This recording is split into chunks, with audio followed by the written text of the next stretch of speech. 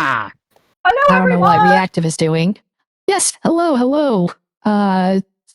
Extremely reminders then. Mental health is important. Please, if you are experiencing any type of mental distress around these, seek professional help. Psychiatrists, therapists, they're professionals with tools and training to help you. They can also provide you tools that you can use when you're not in the middle of a session to help calm yourself. If it's depression or anxiety or anything like that, they're also there to help you work through problems. It takes time. It's not an instant fix. You just got to keep at it. And if you don't find the right fit with your first try, the professional's not quite right, find another. Just keep going until you find the right one and keep going, because eventually it will help you have a more meaningful emotional and mental state.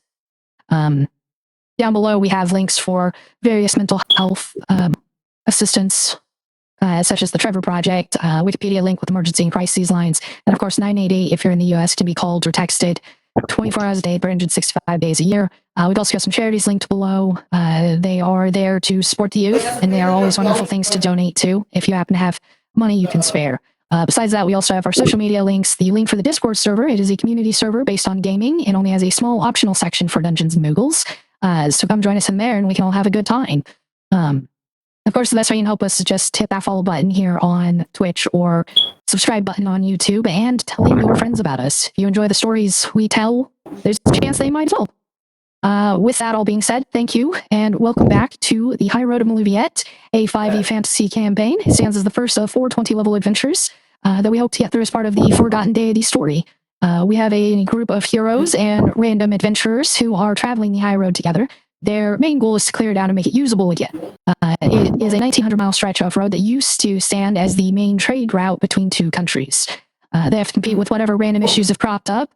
These little purple crystals known as torment fragments that mutate both body and mind, as well as the fact that both player and character are sharing a body, and all of the characters' tragic backstories are coming back to bite them in the ass. And tonight, you may hear some weird things or whatever, because I am dog sitting for my dad, and she is trying to get in my crotch right now. Good to know. Wow. So, yeah, if you hear any barking that's been randomly changed by my voice swap program, it's probably the dog. Anyways, last session, we started off with everyone awakening from nightmares that they were having, more than likely brought on about by the malevolent forces in this area. You all decided you were going to start exploring this tunnel, though, that you had found the day before.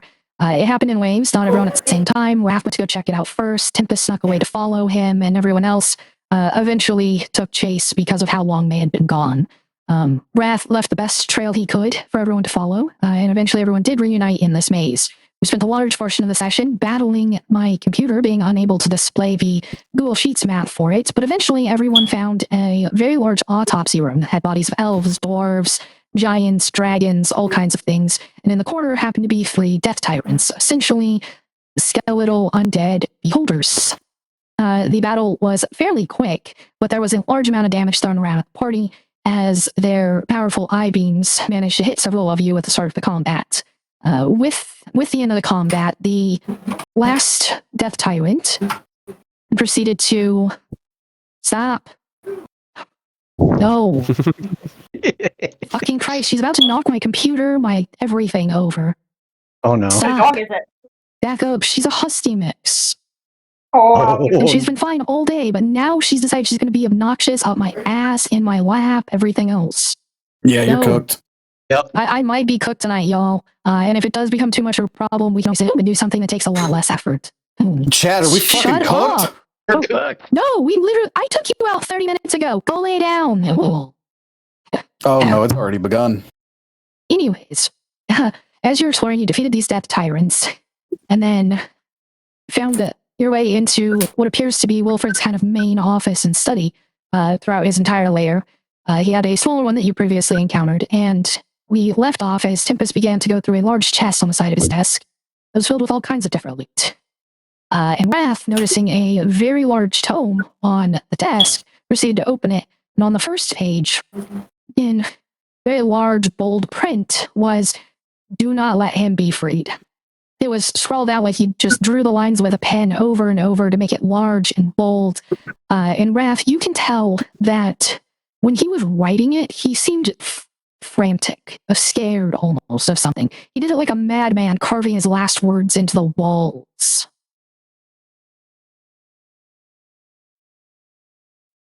I don't know who this is talking about. But he didn't like him.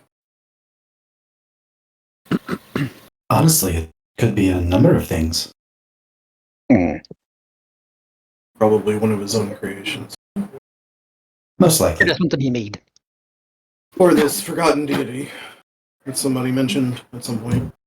Ain't defrated, oh god. That's right. I skipped it in the recap there because of the disruption. At the end of the Death Tyrant fight, one of them had shouted out in the Eldritch language.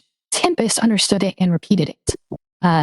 It essentially cursed you all and damned you to the void because you're going to free the Forgotten One. And apparently the Death Tyrants do not want that. We're going Imagine- to free the Forgotten One?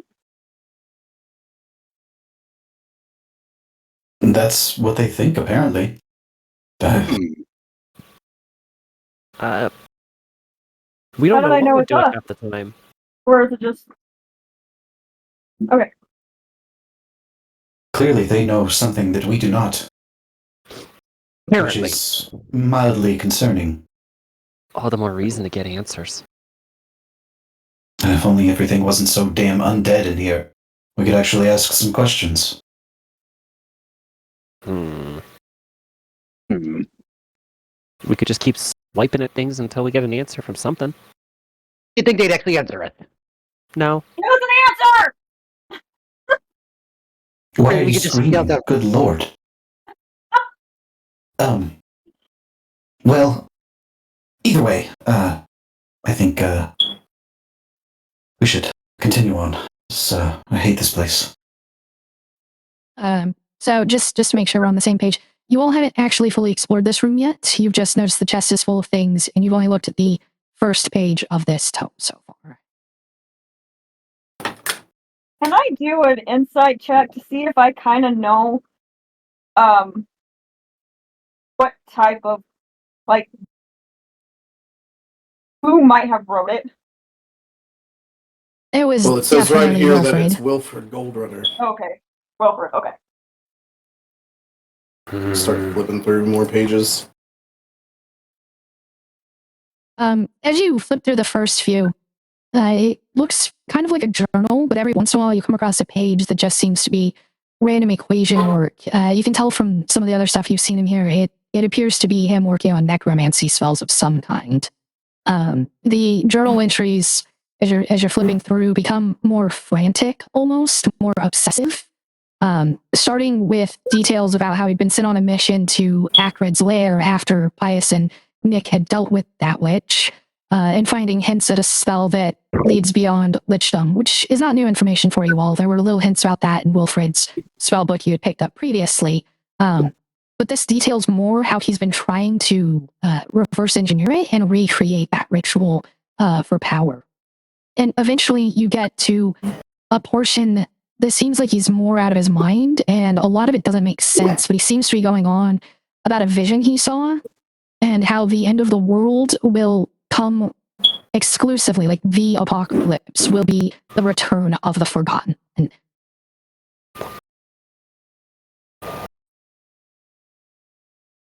Pius, he mentions you. Me? What? What? Let me see. Oh, It says you were journeying with one named Acrid. Oh. Acrid. How did he know Acrid? Well, I guess the necromancy is... it's like honor among thieves, but necromancers. How so? It's similar. I couldn't think of anything else. So are you looking over the page to see what all information's there, specifically about that one? Yes. Just because you had asked to let me see it. So, Yes. as you're looking at it closer, you know that he was an Archmage candidate. Nick had been at the time as well. Nick had declined this particular job as well as the Archmage position outright because of the meeting you and defeating Acrid. And he goes into detail about like what the purpose of this particular mission was. He was supposed to see if Acrid had any new discoveries within the realm of necromancy, any other information that may apply to other fields of study within magic, and in particular, the Archmage Council had a theory that Acrid had found some type of information that could give him more power than any Archmage. Despite the fact that Acrid himself was not an Archmage, he was known to be just as powerful as one. And so they wanted to find evidence that he was looking to conquer the world and how he planned on doing it. There is a note kind of scrawled into the side, and it's just, did Nick take something?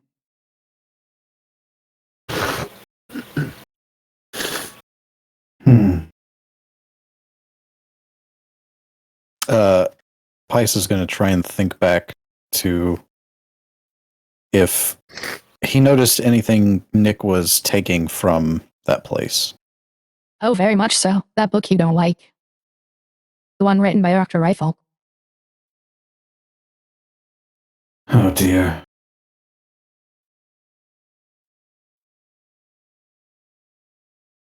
Does it say any more on that book?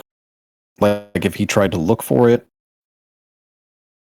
So you flip the journal looking very specifically for any information about it, but the only other time it's brought up is years later in this journal. And he just basically put that if he ever sees Nick, he will force them to tell about it, whatever it was.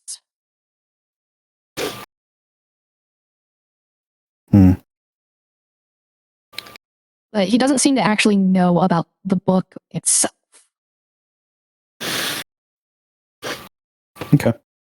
He does have notes, though, in that same entry, mentioning that he believes that whatever information is that it is in that book is what will bring back the Forgotten One. Something in that he believes that whatever was taken is somehow connected to freeing the Forgotten Deity. Well, I think the reason they think we are going to free the deity is the book that Nick always had. His spell book? Yes. Well, I think. Nick did not use Rifal's book as a spell book, but he did No. pull many spells out of it. It's a different book. It's a book I think he acquired from Acrid's Lair. Interesting. Hmm. Well, it's unfortunate we can't really ask Nick about it, can we? True. No. But at least it is safe with him. So we hope. Yeah. I'm sure he would contact us if he needed anything. Nick was pretty proud. He might. I'd like to hope so.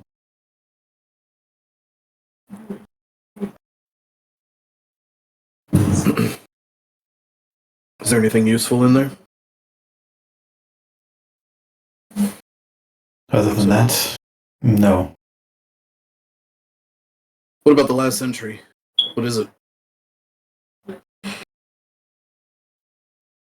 When you flip through the pages and finally find the last entry, it details the ritual that's mentioned, as well as how to perform it. And he says he thinks he found the key to reverse engineering that other ritual.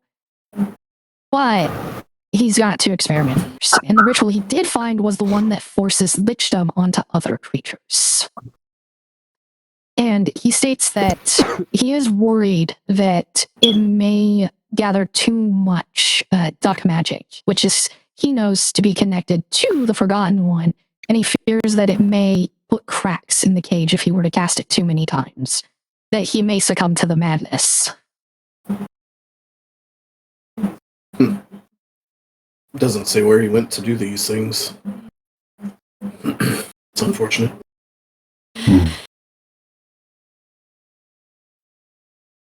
Maybe he's still here. Where? May I do an investigation to look for any like blueprints? Hidden Sure. blueprints? Go ahead and roll an investigation. While she's doing that, Tempest, you've been quiet. Are you doing anything in the room? Such as collecting the loot out of the box?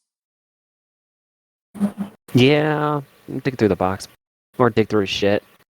Just rummaging, being nosy.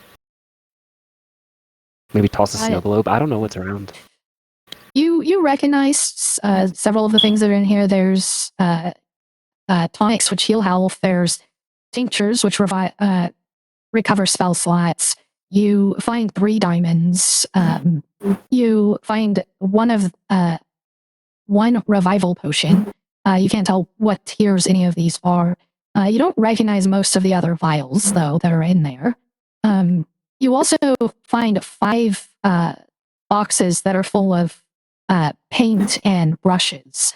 You can tell that they're magical, but obviously you don't know what they do. As well as arrows, crossbow bolts. There's a belt with the face of a storm giant engraved on it. There are a large number of gold coins, as well as another bag of beans. This one has 5 beans in it. Jesus Christ, I scored the jackpot! Wonderful. Oh god. I don't know what some of these liquid things do, but yeah. I'm Drink sure we one. can figure it out. Here, Twilight, drink this one. I don't know what it does. Okay, let me do it! I'll do it. I'm gonna drink it. There. Roll a d10 for me real quick. Me? Any of you. We have to decide which random one you gave her, so... Oh shit. I am Tempest, taking that you roll it. revival. You gave it to me, you roll it. Fair enough. I am taking that Yep. revival, those diamonds, though, you know. Little rogue. You are. Oh shit, I forgot. Need to be something. identified so you know exactly what tier they are and such, though. Hey! 9. You got a 9? And now she's a roll balloon. a DC 19... DC 19 Constitution save. Oh. Me? Yes, Twilight. You're the one Okay. drinking it. So what is it? Constitution saving save. Or, sorry.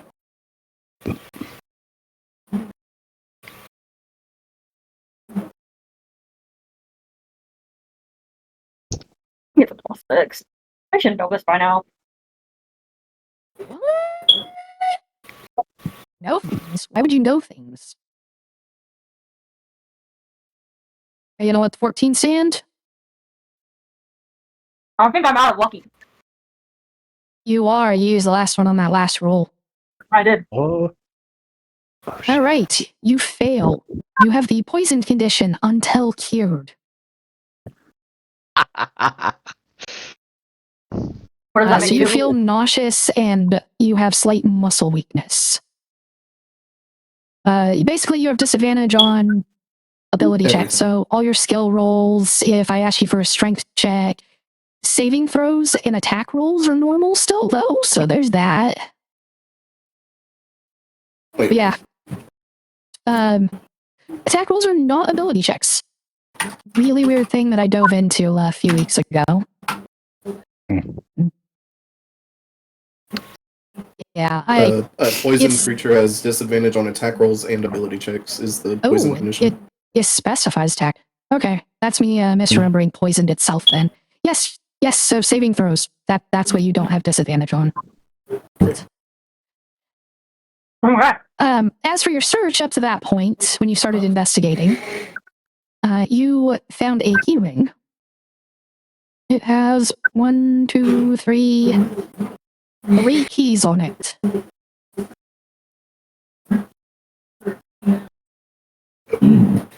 Oh, sorry. Back that. Twilight found a key ring with 3 rings prior to you telling her to drink the poison vial. And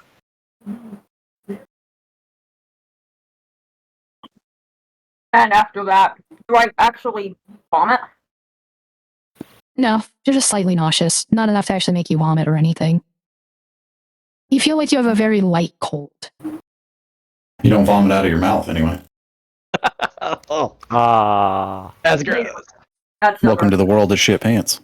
Oh. Oh no, critical hit with So an unarmed strike. I guess Twilight needs her clothes clean. Oh.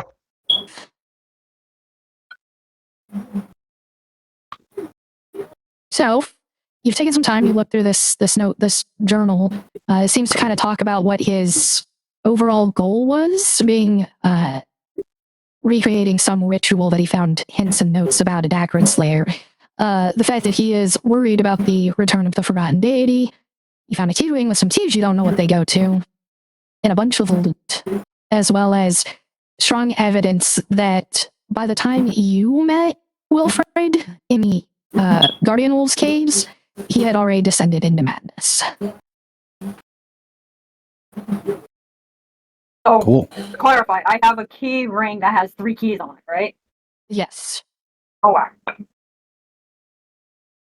Have we seen any doors requiring a key so far? No. There was one in the army barracks that you broke into. Yeah, we just broke that one, didn't we? Well, you know the creatures that are, you know, Those are passwords. The creatures have keyholes in them, Twilight? Is oh, that they're what you're saying? locked. That's probably, you know, they're caged, so it would be on the cage.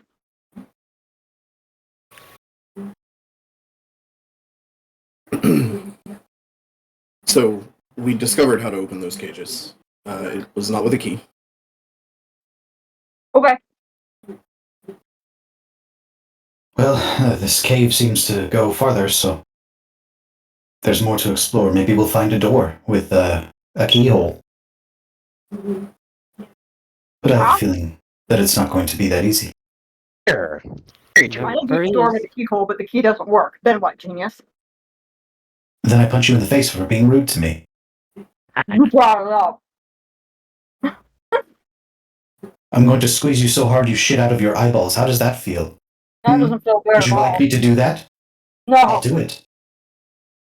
And then I'll revive you, and then do it again. Cool. Yee. But Anyway. wait till I feel like a little better. Crow, who's just been kind of like leaned on the entrance to the cavern you're in, kind of steps forward. Yeah, I think this is spiraling. How about we go back and check that other path we found? Sure. I You agree. didn't Let's want to watch go. the fireworks. Hey. All right.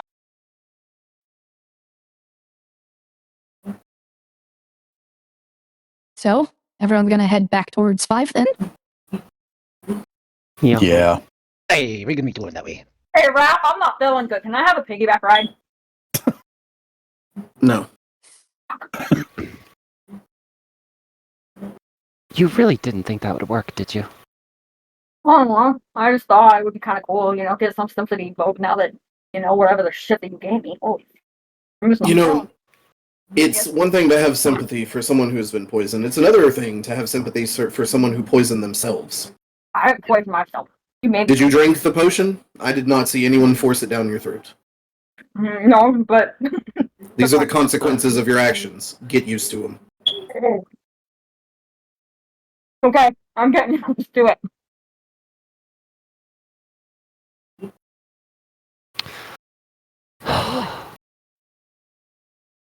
We're going right, left, up, down, side, side. So, you are in 6 right now. You move back through to 7, and you're heading into 5. And you think you hear kind of echoing from that way, like almost a growl of satisfaction. It does sound like it's being made by a human. Oh, out of game. Isn't it in 7 there was like a dragon or something? 7 is where you fought the death tyrants and the corpses of the dragons, the giants, the elves, the dwarves, and everything were. Okay. Thank you. So, how are you approaching as you get towards the cavern that is 5? Having heard both laughter and a growl of satisfaction coming from that way.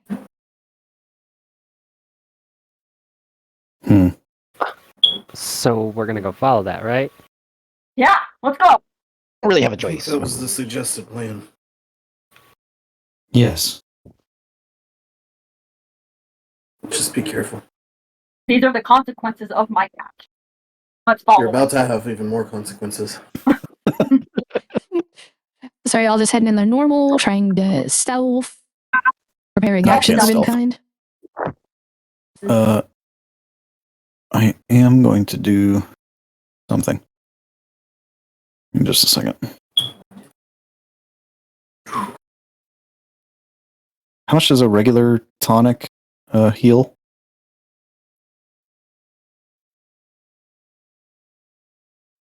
25% max health. Okay. And I'm a gonna drink that. refined? Huh? What about a refined? 50. 50%?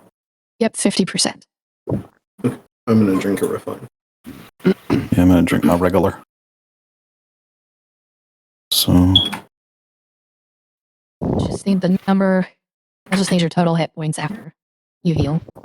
I am back at max. So 112? Plus 27 temporary. I got 99 current right now. All right. So, as you round the corner from going southwest, kind of up that northwest way to look into the cavern, you can tell there's a couple of nooks there on the far side from where you're entering. But in the center of the room, there's a very large mirror. It has like one of those swivel bases, so it can be turned left, right, up, down. It's about 5 foot wide and nearly 13 feet tall. And around the edge of the mirror, engraved into the wood that's holding the glass, are 9 runes. 9 what? Pius immediately Rings. looks at Wrath. Yes. This is the mirror I was talking about. Let's shatter it. No. Everyone watch my back. You got it. He's going to slowly walk up to the mirror. You don't, as you get closer, you notice that the runes are engraved on small square pieces of wood, and they look like they can be removed and then placed into other spots, as if the runes can be rearranged. As you get closer, though, and you can see the glass itself and any reflections it may have, a familiar scene is on it. Only slightly, and that's just because it was unnerving. You see a large, like, hand-built room, something that people had carved. There are pillars lining the left and right side of the room that you see on the other side of this mirror. And chained to the far wall is a man with his head drooped and he's on his knees. Is he alive or dead? His body is unmoving. But this looks a lot like the same scene you saw when Twilight used both the Pipe of Remembrance and the pipe that does the opposite. I keep forgetting the name of it. Type of the past or something? History of the past or something? Something like that. So the guy looks very familiar to me. Well, Pius is the one approaching and looking. Pius sees this, but he, like everyone else, was witness to that scene in the smoke.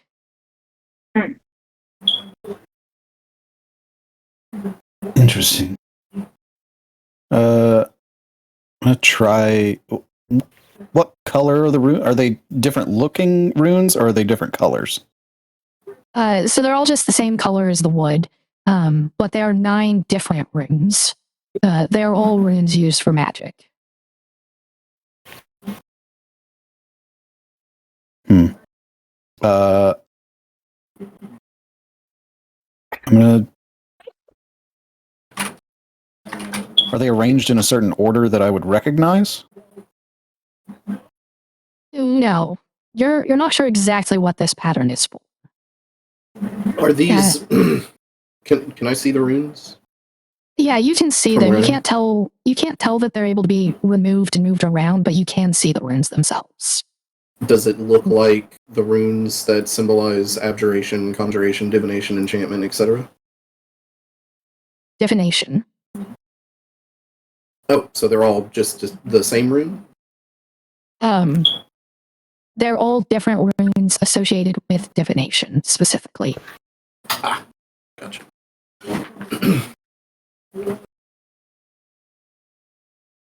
It seems safe. Nothing's happening. There's these runes. We can move them around, but I'm not too familiar with divination.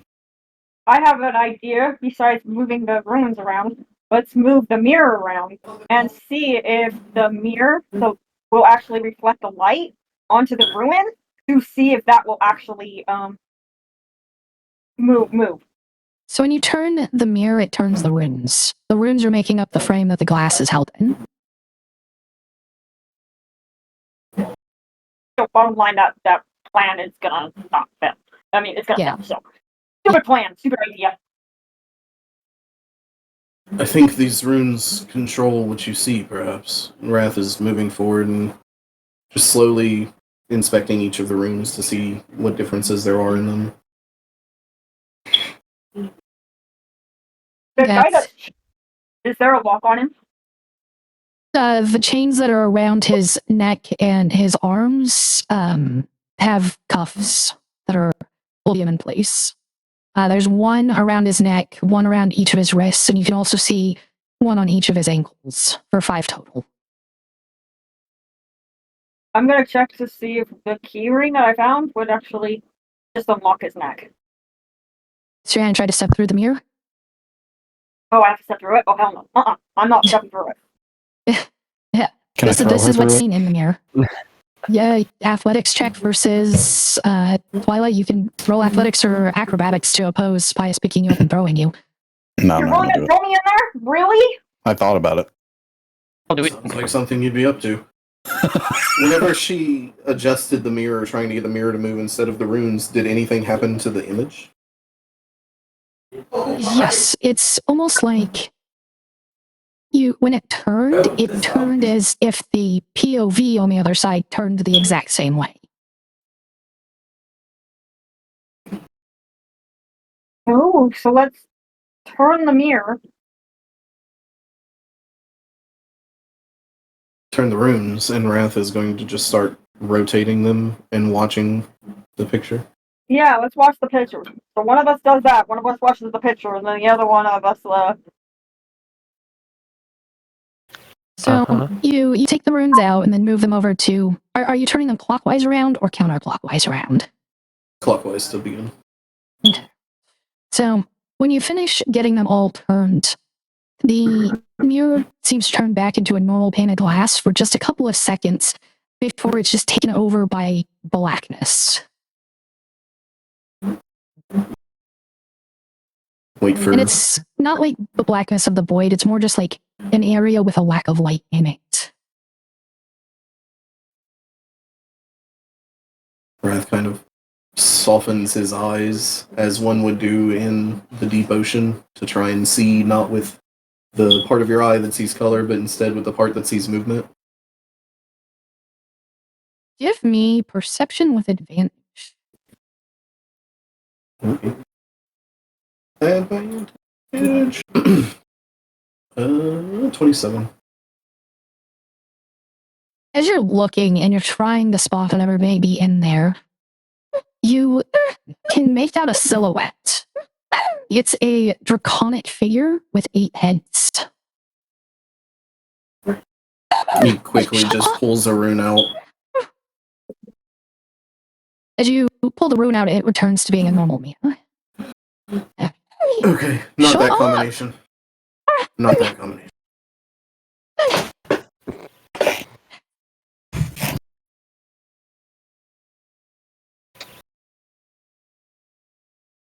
Oh, hold on, I will be back again in 12 minutes. I gotta throw her in a kettle. Like, fine and so. That is the punishment bot, so she's going to it. She's not supposed to be yelling like this normal. Jesus. puppy? No, it's a husky. That's just how huskies are. Mm-hmm. Huskies are assholes. They're the moodiest fucking dogs on the planet, Mm-hmm. next to Chihuahuas. No, Chihuahuas are literally just Chihuahuas hyper are- aggressive. Always. Constantly on fucking hair trigger. Mm-hmm. Those anxiety-ridden dogs, I swear to fucking God. Any like small rat dogs, they're the worst. They're not that bad. Yorkies aren't that bad, but fucking Chihuahuas are. Jesus Christ. Somebody gave a dog cocaine and then bred it. That's what those are. That about sums it up. Yeah. Yeah, we're probably still alive. I probably shouldn't be talking like that.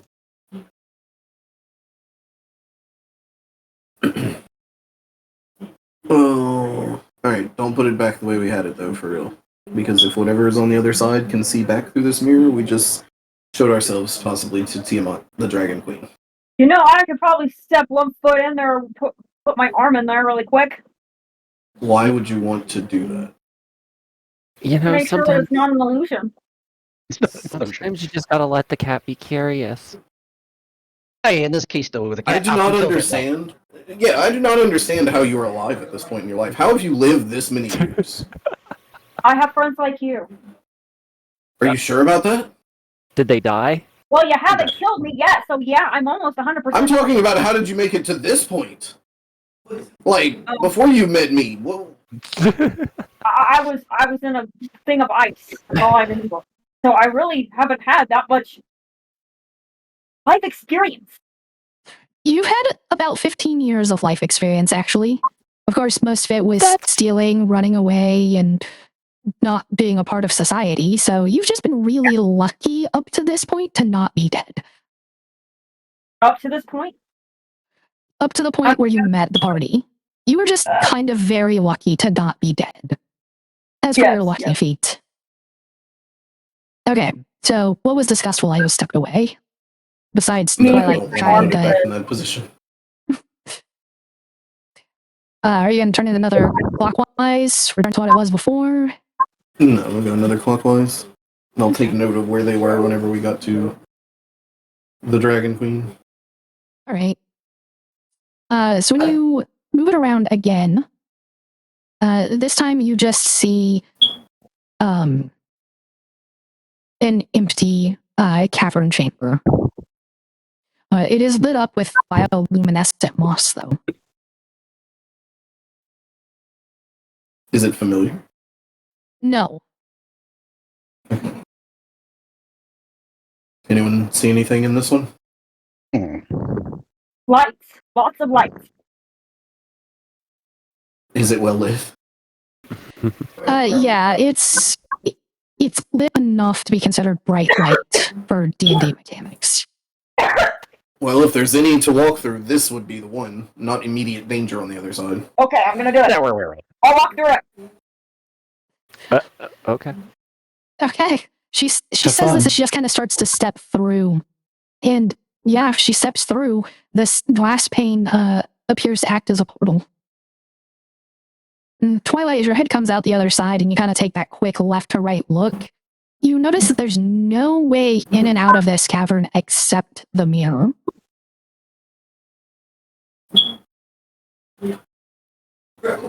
But there is a mirror, of course, on the other side. I'm gonna do detect magic. The mirror is magic, and that's all you pick up with it. Twilight, can you hear me? Yes. Can she hear me? Still through the light. mirror? Yes, There's literally yes. only. So I'm kind of picking my head back out of the mirror. So I'm. Yeah. So not. You can Breath see pushes through you it. back through the mirror and asks you again. This is called the scientific theory. You test different hypotheses. Yeah. Okay, stay there. Don't move. And I'm going to pull a rune out. Okay. So, And Twilight, of it's course, just- you're shifting another clockwise? Yep. Okay. So, Twilight, you on the other side, there is a mirror that looks the same. with the exact rune configuration that Wrath had that opened up this portal. And you can, on both sides, you can see through it, you can hear through it. And Wrath, as you pull it out, it glosses over, returning to an old mirror. Twilight, your side turns back into just a plain old mirror. On your side, Twilight, the runes cannot be moved. But Wrath, you turn it around, now causing the two places to disconnect. And the new scene that forms when you turn it another one seems to be an old abandoned lair of some kind with an office that's been destroyed, several corpses and blood splattered across the desk. Tempest, you know this room. You've seen it in your nightmares too many times. Well, my tail's floofed up right now. I'm on edge. Wrath kind of takes note of that, and then shifts it back to Twilight's.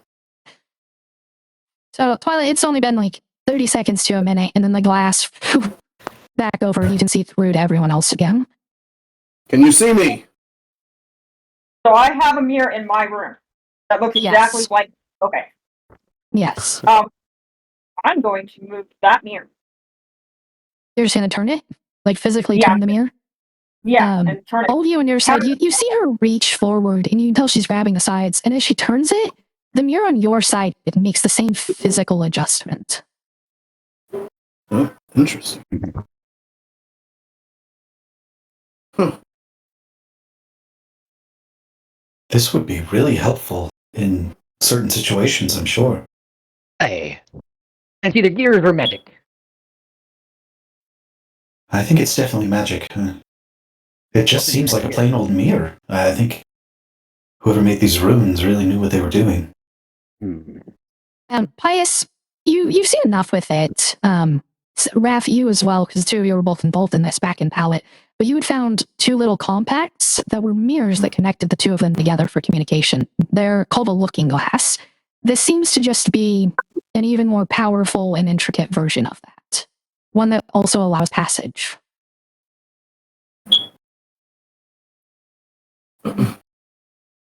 Twilight, come back on this side. Let's see what all of the combinations show us. I have an idea. What's your idea? I'm going to move the mirror that I have in here closer to the mirror that lets me out, and then I'm going to try stepping through both of them. You're saying you're going to move the mirror to itself? Yeah. There's only one mirror. You can't move an object closer to itself. Twilight, it's already the same mirror. Just step through the goddamn portal, please. Okay. Go. I just thought it would be a cool way to get fancy, you know? What you said makes no sense. Just come on through. I love you, but goddamn.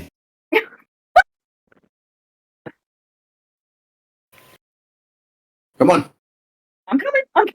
I'm just gonna fly through it. As she flies through, I shift it not to the same one that I did last time. That the next one after that. God, right, not the one that Tempest recognized, but the next one. As you do, you see a cavern you do recognize this time, with a pile of ashes kind of in the center of it. This was where you found Soul Drinker and defeated the closet that was posing as the small boy.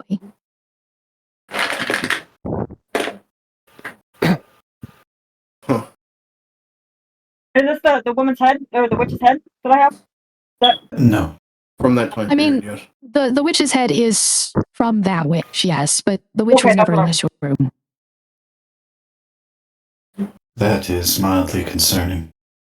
Can I step through it? No. We've already been there. I have my prop, man. Maybe another look. Maybe we missed something. What happens when you mess with us? As I'm pulling out my witch's head. That is fucking disgusting. How long have you let that rot in there? I don't know. A while. For months. It's starting to kind of smell a little bit. Yeah, The fact that you're like 3 days away from 2 months. the fact that it hasn't rotted and fallen off the stick is escaping me. That's not a stick. That's her neck. Do not want to It's stay. foul, is what it is. Even I wouldn't touch that. Twilight, her skin is turning into pudding. Turning into, it's already there.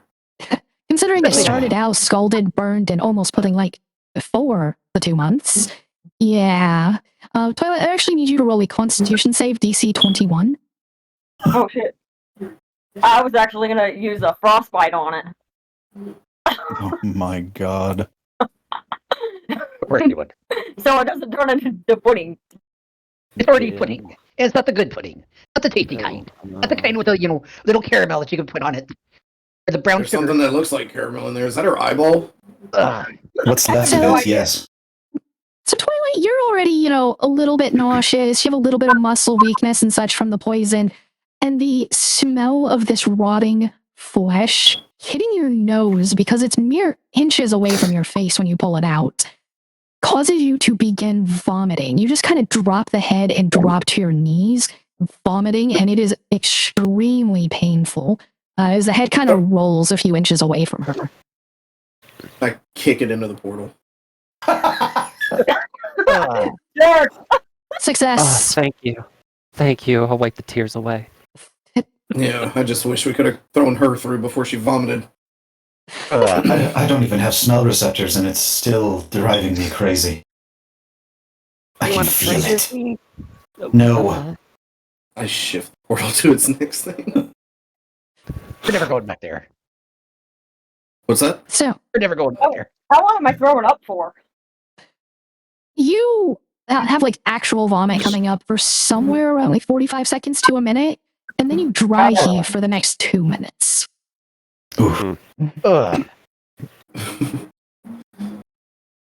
So when you switch it to the next one, you see a room. It looks like it's in some type of castle, dungeon, something like that. It's got nice, clean brick walls, other than the sheer amount of dust that's built up in the room. It doesn't appear that anyone's been to this area for quite some time.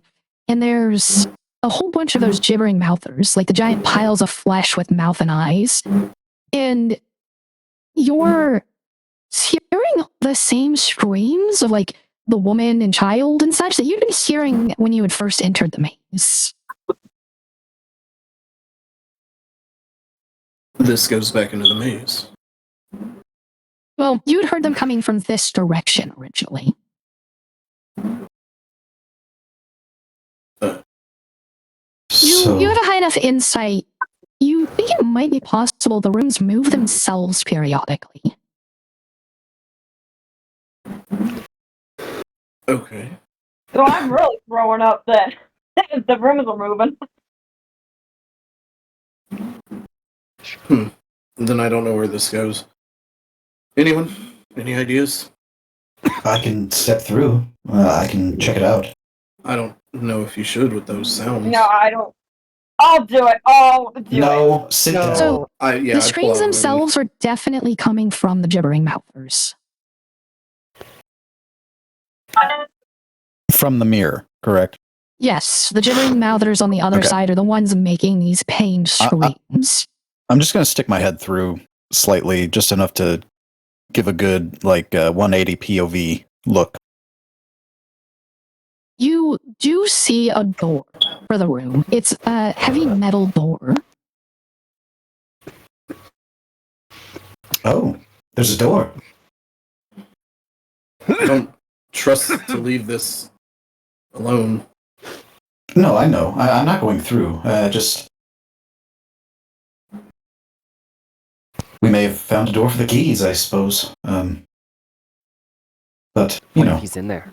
what if who's in there? I have all the throw up on them because I had the keys on my hand, my wrist. Looks like Twilight used the prestidigitation that she has to clean the keys. Yeah, maybe. Yeah, I'll use it. I was going to say, yeah, I you couldn't fucking find one better. room all puked up.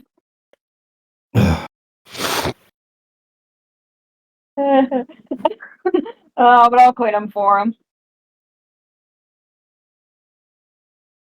Yeah. Next room, I guess. Also, there's only 3 gibbering mouthers. You would have taken note of the number of them. I mean, we can send a few in here just to take a look at the door. I'll stay here with the mirror. Well, I'm unsure how strong these things actually are, though. I think we've You- defended these before, right? Yeah, you faced off with a group of 3 of them back when you got trapped in the cave because of Frostbeak. Yeah, I don't think they were too much. They weren't that bad, were they? Oh, The environmental issues were a bigger threat than the gibbering mouthers were. Yeah. I think if you Oh. just leave them alone, they'll leave us alone. That is No. definitely not true. they'll That's try not and eat true. us. For sure. Yeah, who wants to go through with me? That's not Twilight. Why don't I get to come? Because you're ill. She has the keys. Oh, yeah, that's true. All right, fine. Who else? I'll go. Okay, Captain, you stay here with Wrath. We'll be right back. I fine. So before you have a chance to step through, Crow steps forward. Do you want me to come with, or should I stay here with them? Come with. Go with them. Yeah, I think you're better served going with them. We don't know what's over there. I think I can hold whatever's over here. I only saw 3 of them. There could be more. Well, we As have far as nothing that to room worry itself, there are definitely only the 3. But if you get through the door, you don't know what's on the other side of that. Right. Crow nods though, and waits to follow through. Step. Step. I'm As you all lying. finish, as you all finish getting through the mirror, it's about that time that the gibbering mouthers finally notice you all. And we do need an initiative for that. Everybody As roll. you're stepping through, Wrath does say, "Don't forget we have 1 use left on the stones." If you need. Right. Will do.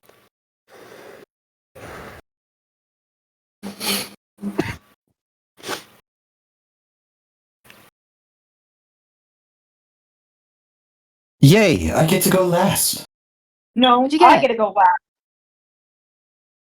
No. You guys are too Uh, slow. Look again. Yeah, I'm at 8. Unless you got a nat 1. I Oh, you did. got 5? You dipshit. That's funny. You'll think it's funny when I feed you to one of these goddamn things. Well, I I'll do got it. 8. Tempest got a 28. Tempest, give me another D20. Just a D20? Yep. Captain, what was your initiative roll here? I was going through. I thought I was staying behind. You're still perfectly capable of witnessing the events, though. Oh, let me roll then. That will be The tides 15. of battle may cause you to make a decision. How about for Wrath? 22.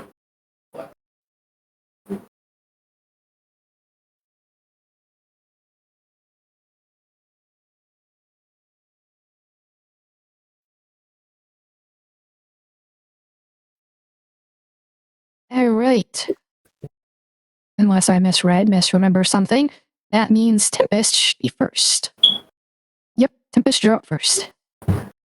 Yep. Well, time to sharpen my claws. Roll those to hits, then. Is it 2 or 3? It's 2. Yeah, you get 2 attacks. Well, 3 if you want to use your bonus action to attack as well. Both of those are Yeah. hits. Go ahead and roll the damage for both. Oh, yeah. That's what, 4d4 plus 2d10 plus 16? I can't remember what your plus damage is right now. Oh shit, let me wait, where's my claws? I forget. 2d4, 1d10 plus 9. Okay, so yeah, it's a plus 18 at the end of the 4d4 plus 2d10.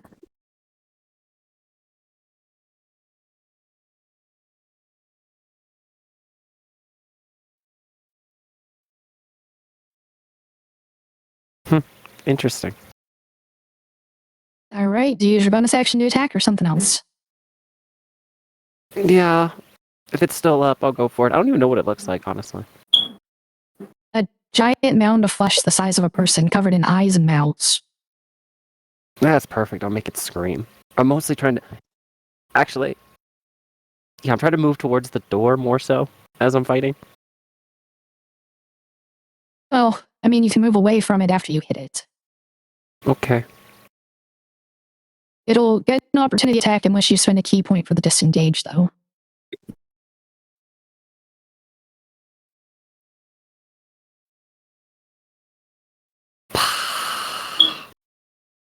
That's not So cool. the nat one was... Did you use a key point to make 2 more attacks, or were you only trying to do 1? I was only trying to do 1. Okay. But it's just the nat 1 there that applied, since that was the first of the 2. So you do miss on that, Okay. that attack. Yep, I'm out. Okay. Not that they have a real good chance of hitting. Nope. Yeah, I forgot to look at their bonus first. Oh yeah, they only have a +2. Definite miss. And you were able to get all the way over to the door. It's not that far. It's also not that big of a room. Okay. But I don't have the keys. Stares at Pius. Says Stares that back. as Twilight's holding the keys. Stares at Twilight. Stares at Twilight. Raph, are you gonna do anything? Yeah, actually. Wrath is going to wave his hand and summon his 4 dancing lights, 2 blue, a red, and a purple. And he's going to try and send one of the blue ones through the mirror, and just see if it works. It does. There's a light that's coming through our way! Yeah, so you're all illuminated suddenly by this mode of light. Okay, that's his turn. Oh, dear God. Oh, okay, it's just Wrath. Hello! Oh, shit. You're funny. Just experimenting. No, it's fine. Well, we got it handled in here. Thank you. I believe in you. He's just standing at the mirror with a thumb up. Thumbs gives 2 thumbs up. I give him the birdie. Give him the birdie. That's not nice. Alright, Crow comes in next. He goes for the same one that Tempest went for. He misses his first attack, but hits with the max 2, dealing another 28 damage to the same one. It's not looking so great, and at this point, it's started to scream about too many eggs in the basket. That's what the crow What the thing? fuck? Yeah, so you I'm not do equipped for remember this. from the last time that you dealt with them that they just kind of yell crazy shit. They're not No, exactly that- coherent. That was about a year ago, so no. A year ago. We've been journeying for... Pius, are you okay? Wait, who am I talking to? What?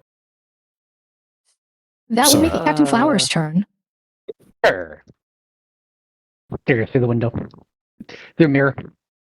You just stare through it. Just stare through it. I don't see them look like they're in danger, so he's not really doing anything. Alright, fair enough. Twilight, your turn. Me? Yep. You have enough movement to make it over to the door, and none of the gibbering mouthers are next to any of you. Crow's the only one that's actually next to one of these things. Yeah, What I'm was gonna that, try Twilight? to. I'm going to go over to the door and try to unlock it. See if one of the keys fit. So you go over, you've got the keys in hand, you gotta use that action, and you go to look over the door for a keyhole, and there is none. There's not a door handle either. This looks like a door that just drops in and comes out, controlled by some type of switch. Can I cast Dispel Magic on it? Yeah, you can absolutely use a 3rd level spell slot for that.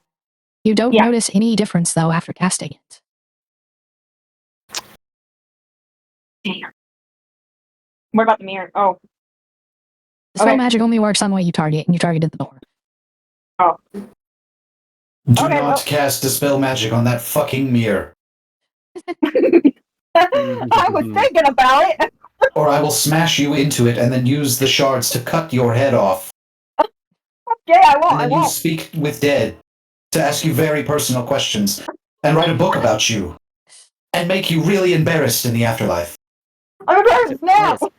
Pius, breathe. It's okay. Read. Listen to her. If she Get gets out us of the trapped in twilight. here, I'm going to hurt her, Tempest. No, that's totally fair. We're all gearing up for that. But right now, priorities. So it's Oh, the gibbering right. mouthers' turns, and the one that was shouting about the eggs that you guys have hit has now started to go on, apparently shouting out some recipe for blood pancakes. There's flour, eggs, use 3 cups of horse blood, and you're not sure who would eat this, but it does sound like something a crazy person would eat. Lars And is the other taking notes. two are now babbling about. He takes notes. All right. The other two have started babbling incoherently about various sexual positions. It seems to wash over you magically as all of you that have gone through the mirror need to make a wisdom save.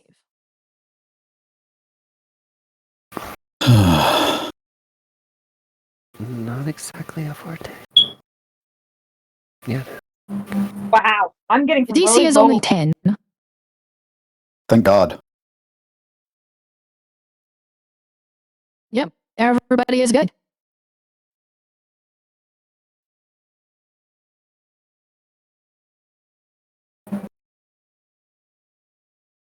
Crow, I know it's not my turn yet, but I have a question. He shouts back, just what? Do you, with your knowledge on these things, do you know if they're resistant to necrotic? No idea. I've never actually fought these before. Well, it's worth a shot. Excuse my ignorance, but we did fight these a year ago, and you can't remember? Fro did not fight them. No, I was telling that to Wrath, or Pius. That Well, doesn't I mean he remember. knows anything about resistances. Oh, okay. Do you He was asking remember? for information. Me? No, the person standing Although- behind you. Pius, the three of them move and surround Crow, attempting to bite him, and then it's your turn, actually, as you ask this question. Perfect. Although none of them succeed, so. Ouch. It's Pious time. I'm going to cast Finger of Death. So that is a con save. I am guessing you're going for one that has not been hit. Yes.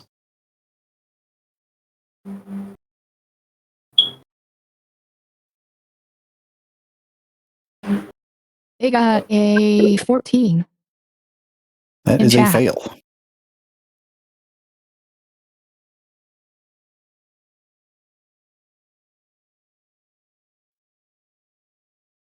Roll that damage then. 53 necrotic.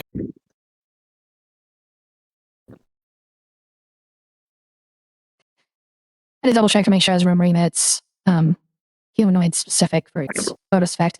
It is still up. Huh. Okay. Barely though. I mean, it looks fucking bad. Most of its eyes are gone. A couple of its mouth, the teeth have fallen out. A bunch of the flesh has started to deteriorate, making it almost look undead. He Looks holds like a up. nerd hillbilly. He holds up his finger gun and a puff of air comes out of his face hole. It's not really a breath, but Alright. it's like a pressurized air. Do you know what the teapot Alright. said to the kettle? I'm getting stained. That Get makes right it in. Tempest's turn again, though. We don't want to spend too long on this little random combat. Side combat. Annoyed that the door has no opening, I'm just going to immediately go for the closest one. That would be the one that you and Pro have attacked. Alright, that one's the 2d20. 1d. Yeah, actually, you do have 2d20 because you have flanking now. Scream. They So both hit. 3d20 because you have advantage. Oh, one more. Yep. Oof. The 29, though, being the best one. The first attack hits, so roll 3d20 for the second attack.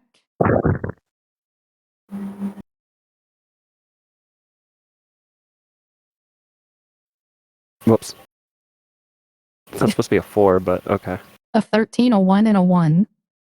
So roll the damage for those separately. So 2d4 plus 1d10 plus 9 for the first one.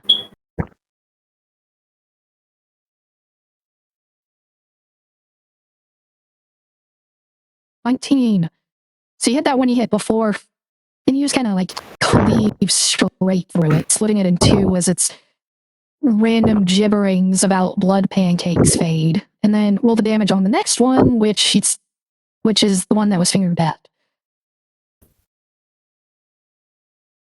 My claws are sharp. Very Max damage, 27. Why is Tempest getting all the kill shots, you guys? Because she's a monk fighter. She's a monk fighter werewolf with a special magic item that increases damage further. Huh. You kind of just answered your question there. I guess I did. I guess this is what happens with an optimized character, isn't it? A little bit. I mean, she's getting the kill shots, but y'all are the ones doing most of the damage before she gets to it. So yeah, you cleave one, bounce over to the other, cleave through it, and now one is left standing that has not been damaged yet. You do have a bonus action, though. Okay, so I'll go for the next one. Okay. You have 3d20 again.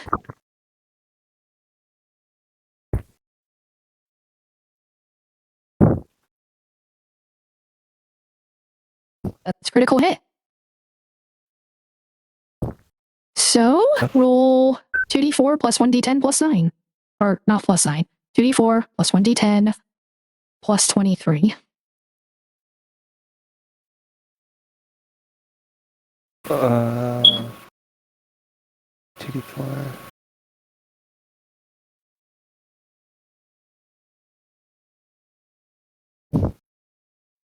Okay, so that means 46 damage for that one. It's still standing. You're actually out of key points. Huh. I just realized that. You used both of them in the last fight. Huh. That means it rolls over to Wrath again. Are there any of them within 30 feet? Yeah, you would figure the one that's still standing is just right there, like the 30-foot mark. Wrath is gonna move from making the thumbs up gesture, and he's gonna put his hand through, and he's just gonna cast Gust on it. He needs to make a strength saving throw, please.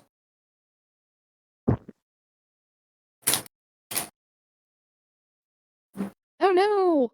I had to go back to the monster to pull up that number.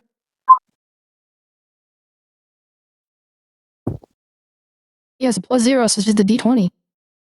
2. You got a 2. He has shifted 5 feet, and I pull my hand back through. All right. Then that means it's going to be first turn again. Who's? Krav. He's going to hit with all those attacks.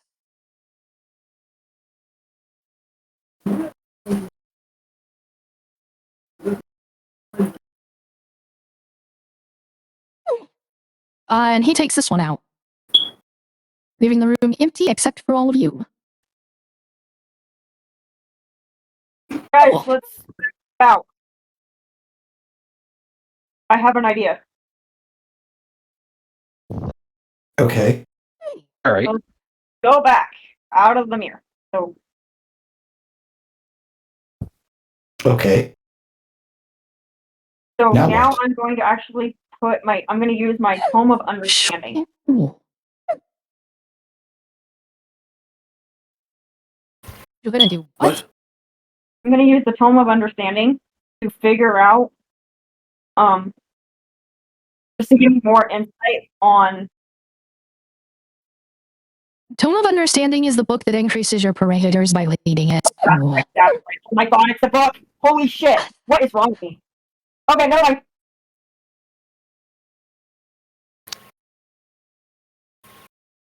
So, this door that's in the room, how did you say it might work? You said it was like a mechanism? Yeah, it looks like it opens through some switch because it doesn't have a knob or a keyhole. Okay, I'm going to look for a switch then. The mirror. All right, give me an investigation. And Twilight, it sounds like you're trying to help with this. The mirrors are switched. No, I don't think so.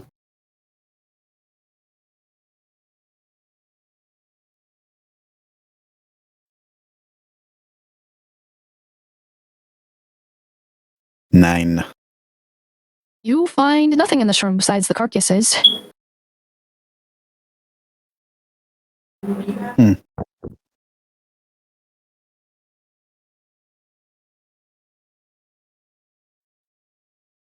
Is there any lip that I can get my fingers in and pull?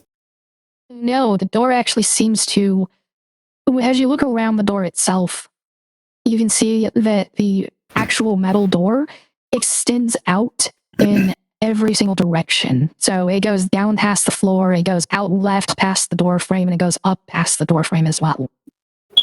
Mm. That is unfortunate.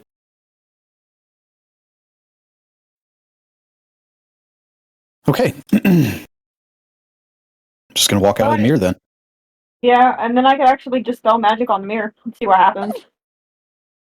No, don't do that. Okay, I won't. We're trying to figure things out here. If you end up canceling this mirror's magic, we're just as lost as we were before.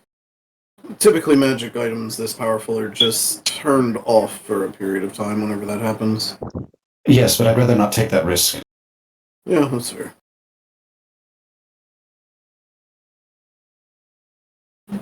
Well, shall we continue our perusing of different rooms? This is essentially an elevator. I know you all don't know what that means, but... Technically, everyone does because of the real people. Yes, I mean, dumbwaiters are a thing in this world, right? Hey, I resent that. Absolutely. You should. Jerk! Jerk! Raph, you're just imagining Twilight wearing the Drunken Dragon's uniform now. What's so funny, jerk? Oh, nothing. That's actually hilarious. Oh, God bless you, child. You just kind of sitting there with her arms folded and her foot's tapping, like, what the hell? Pies boobs her nose. Hey! You got booped. You're so cute when you're angry. I'll give you cute, and I just smack my ass, and a little butterfly comes. Oh, boy. If everyone has returned from the mirror, I'll move it to its next destination. When you do, you find yourself looking at another empty cavern. This one, though, it is completely empty. There's not even, like, moss, but it does look like there's a small hole in the wall that just a little bit of light is coming into. You want me to step into this one? I can fit through small little holes. Sure. Just looks over at her. If you're going to, anyway. Okay, I'll do it. I just fly in. She's enthusiastic. As always. Yes, I'm not sure if she wants to die or she's just really excited. It's a both. Hold my head back out. It's called Dancing with Death. Oh, I thought it was Dancing with Wolves. I've seen that play. I don't dance, though. No, her. She's the savage. Never mind. Wait, I'm a savage? No, I'm talking about Twilight. Oh. Have you never seen Dances with Wolves? It's a very famous play. You should watch it sometime. I see a lot of things as a child. No, I went to a place called Wish Theater, and they had dances with ducks. It wasn't very entertaining. I've heard about that. At the end of the play, too, for some reason, magic came over the crowd, and several of them started trying to kill others. Dances with ducks, not recommended. It was canceled after that one showing. Yes, I'm thankful I got to see it, but... You all got to experience cool shit. It's no fair. Not me. Well, I imagine this conversation is being had as Twilight is going in. Yeah, Twilight, you're basically on the other side. You're on the other side. Like, this whole conversation's happening while you're actually, like, looking around. There's enough light coming in for dim light conditions, and you don't see anything here. I'll send some floating lights in with her. Well, I thought you said there was a small little crack. There's a hole, like, in the roof of the cavern that's letting in just enough light to cause the dim light in this space. The cavern is fairly large. It's probably about, like, 100, 150 feet in any direction. There's, like the other one, there's no entrance or exit, though, besides that small hole. Letting light. And if you do choose, as I assume you are since that was the plan, you go to crawl through it, and you have to travel for nearly 2 minutes before you come out the other side. No, I'm not going to travel. You're not, once you get in and notice it's a distance, you just back out? Yeah, nope. Alright. But What are you doing? I could try hammering in one of the walls and see what happens. What are you doing in there? I thought you were going through. Can I try the light hammer? Just kind of like bang it against the wall? People like A cave. chunk of the rock falls off the wall and a loud clattering echo from the sound bounces around in the cavern. Kind of the sound of it overpowers you attempting to talk to her, Wrath.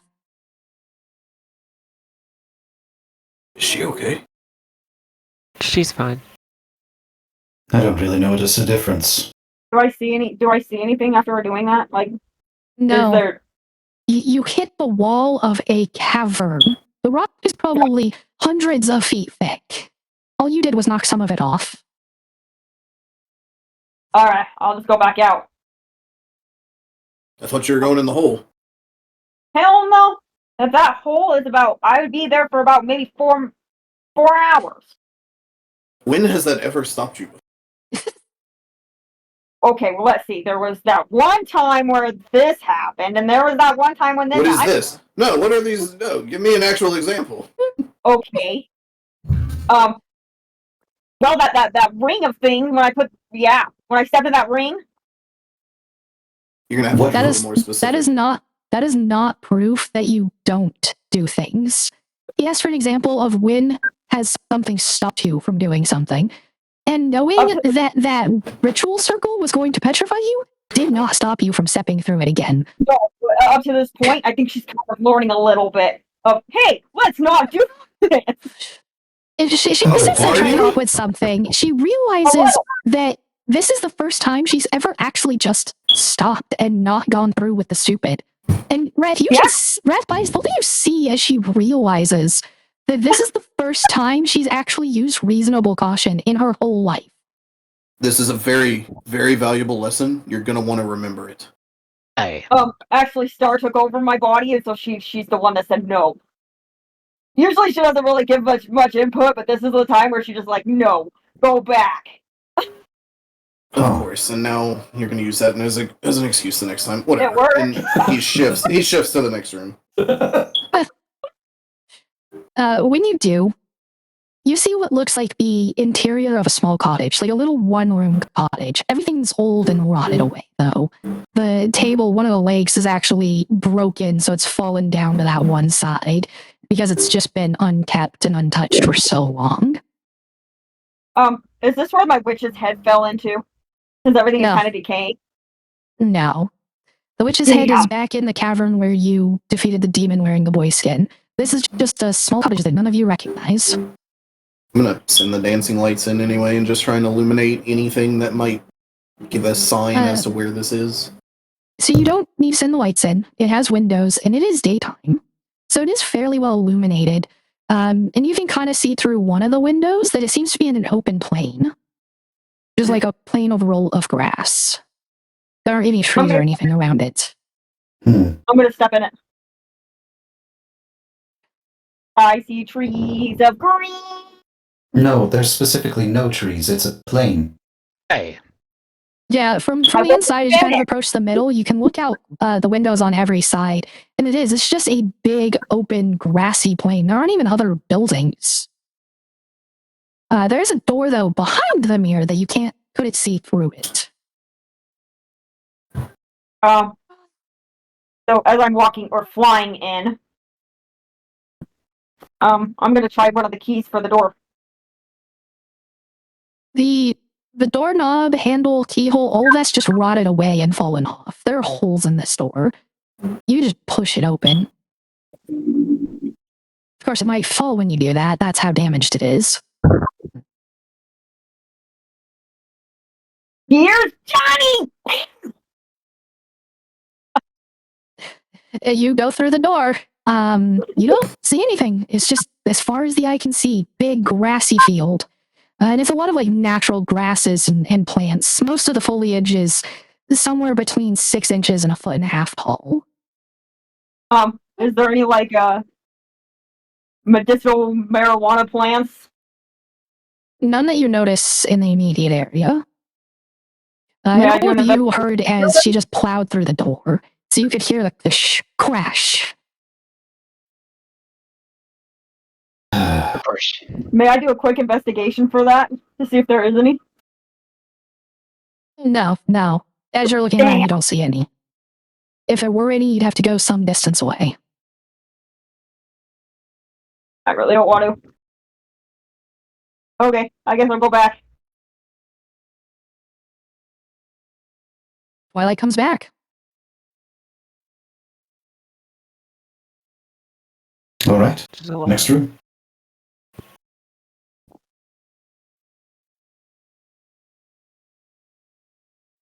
How many rooms do you think are in here? Well, if you Well- shift it after this room that you're shifting to right now, if you shift them all again, you're back in the starting position with the man who's chained up. Is that where my witch's head is? No.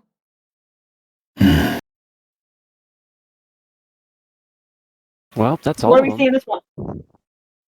You see another large cavern, and this one seems to be full of scientific and experiment equipment. It looks similar to the two kind of office spaces you've already found for Wilfred. There are random papers strewn across a desk in it, but you don't see any like large tomes, no chests. You do notice a bed though, which you haven't spotted in any of these other areas, or at least none of Wilfred's areas. A vent, you there's said? a bed. But this looks like Oh. it might be his bedroom. I'm gonna go Pice is gonna fly. Sorry, go ahead. Pice is going to step through. I'm gonna fly through it, and I'm gonna go start jumping on the bed. I'm Pice just is gonna- going looking around. Pice is going to grab Twilight and throw her back through the mirror. Resist! I'm resisting it! You failed sure to you wanna resist. do You weren't that? expecting it. I would win anyway. All right. I got 27 strength, bitch. Good luck. Do I So hit you- Tempest on the way back? No, Tempest has enough sense to sidestep as soon as she sees Pius starting to move to grab you from behind. I'm on high alert. Yep. So, Pius, you step through, you see it's not a terribly large cavern, but on one side there's the bed and a little nightstand. There's also an armoire where he probably keeps his clothes. And like I said, the desk has a few papers on it, but the desk itself has no drawers. It's more like a table than an actual desk.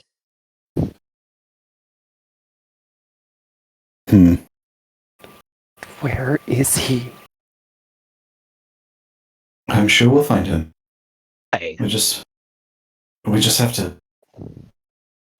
He's very secretive. There could be something in here. Sorry if I missed it, but I'm going to check under the bed. You don't find anything under there. My eyes start scanning the room immediately. Forget the wording. The only thing that you notice that may give you answers are probably the papers on the desk. Otherwise, this is just a very minimalist bedroom. Tempest is going to do the worst thing ever. She's going to go read the papers. Oh no. Where is it? So, several of them you don't completely understand what's on them, but based on kind of what's written, you know that a couple of the papers are just essentially listing how the runes for this looking glass work and where they go. And on the list is 2 different empty caverns.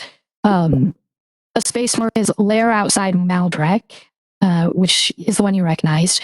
Another is Lair outside Pallet. The last one simply says Forgotten Temple. Cottage in Immortuus Castellum. Bedroom.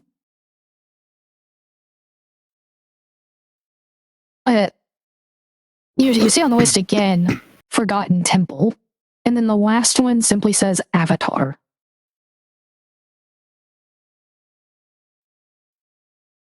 This is so painful. The other half of the papers, though, He's in the those make a temple. lot more sense. It's just him kind of spitballing ideas on where he could stash loot. He's got Stash what? all his office stash loot, money, items, treasure. On this list, he's got his office in those cells under the tower. He also lists a trap door in that same room. He marks, no, let me look at my name. Cavern cells near the entrance of the tunnel. Cavern cells hidden behind Death's Lod. Cavern cells hidden behind Androsphinx. Catacombs hidden chamber near Gravekeeper's room. Hidden area in maze, which you did find a hidden area in the maze. Main study, which you're pretty sure that's where you found the large tome. And then area accessible through looking glass.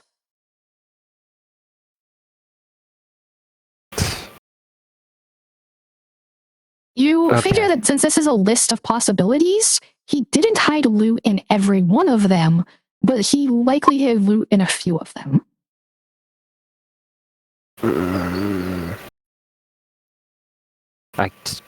I just scoop up the papers and immediately head back through.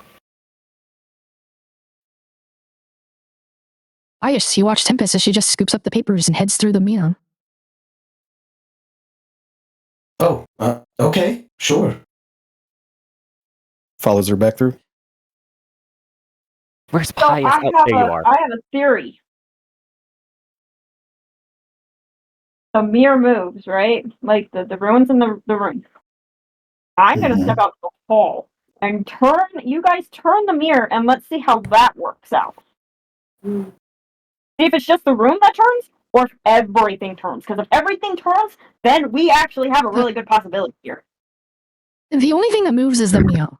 If you move one version of the mirror, it moves the other versions of the mirror as well. That's the only thing that moves when you move the mirror. Oh.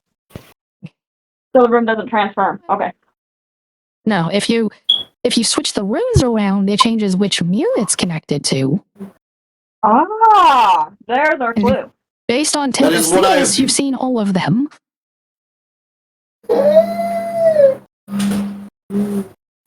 Well, I suppose the last one to explore is the man that's chained up. Tempest, what do you have there? I hand it to you. He can be in so many places. How can we even track this down? Carefully. One of us each goes into one room. No. I'm going to end you. You said there were 2 marked temple? Yes, there's 2 of the 9 locations are marked as Forgotten Temple. And do you I know which understand ones were any of the other traditions? Oh, sorry. You understand them well enough, at least, to understand that most of it's just how he specified the locations and got it to work as both a looking glass and a portal. That's most of that other information. As far as the list, you know which 2 are the empty caverns. You know which one is his old lair. You know which one is outside Pallet. Maldrek is a city far, far to the south of the Highroad, and it's where Tempest is from. The bedroom, as far as the information where you see all the specifications, that cavern is apparently somewhere in the Hunrum Republic. The cottage is in the Immortuous Caseum, which is the country that was founded after Pius and Nick defeated Acrid. The one room that just says Avatar, you're fairly certain that's the Tiamat room. Leaving the 2 marked Forgotten Temple as the room with the gibbering mouthers and the room with the man.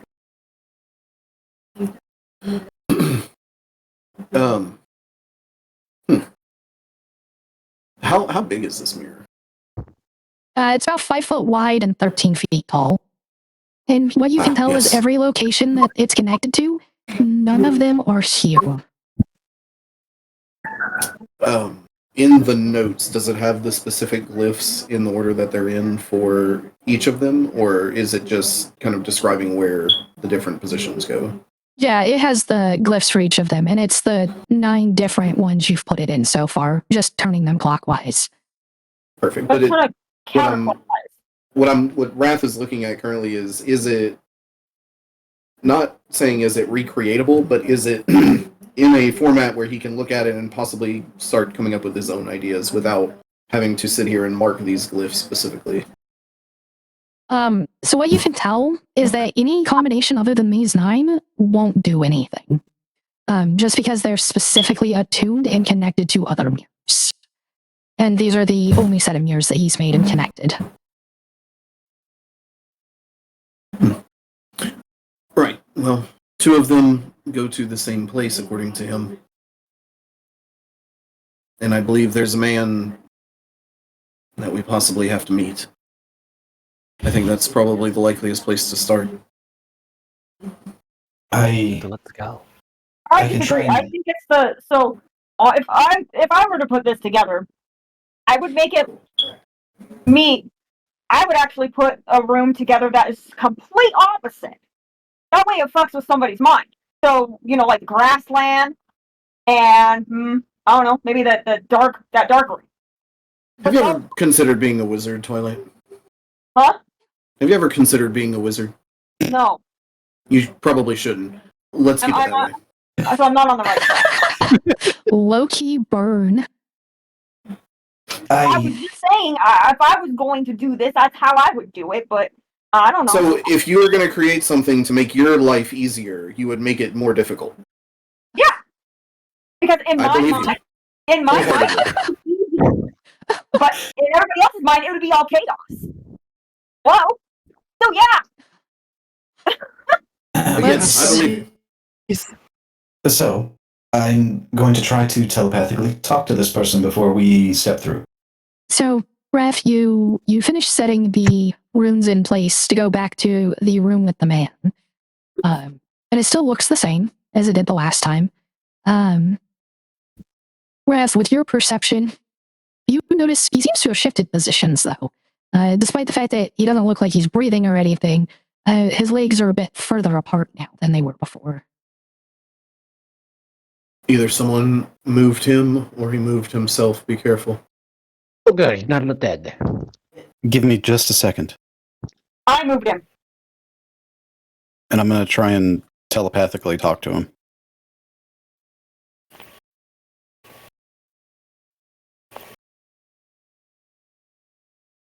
What do you say? Greetings. Are you alive?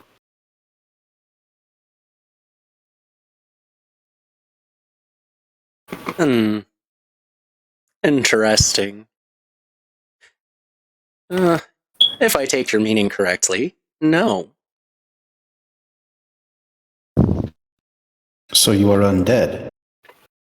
Yes. What is your name? You can call me Alucard. Put it outside. Put it outside. Fuck me. I mean, if you insist. No, I'm not talking to you, devil spawn. This is... All Do of any you of have you know heard the his name? responses. He has been saying Alucard has been responding out loud and loudly this entire time. Oh. Well, excuse me.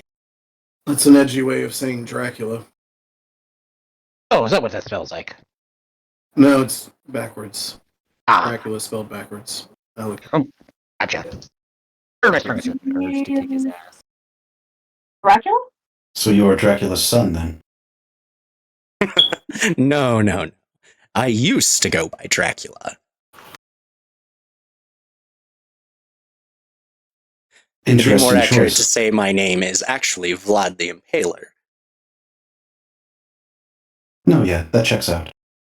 What's got you so tied up, friend? Oh, just an annoying little goddess of creation. I'm waiting patiently for when you all make it here properly. Very well. Would you happen to know where a man named Wilfred Goldrudder is? No idea. Liar. Bullshit. I mean, he's in Maluviette. I would assume he's either near his lair or somewhere along the Highroad. Well, when we do properly meet in person, I will personally be the one that puts a stick through your heart. I don't quite think that's what Jessica had in mind, but it sounds like a good time. Oh, Well, I'm in need of another head. And yours looks divine, so... Don't, Twilight. He'll kill you. Yeah, I can But, still well, struck you. when the time comes, yes, you can have his head, but now Yeah. I'm pretty sure he could kill all of us. Even from his position. He doesn't look. He's useful. He's useless to us right now. Very well. Oh, come now.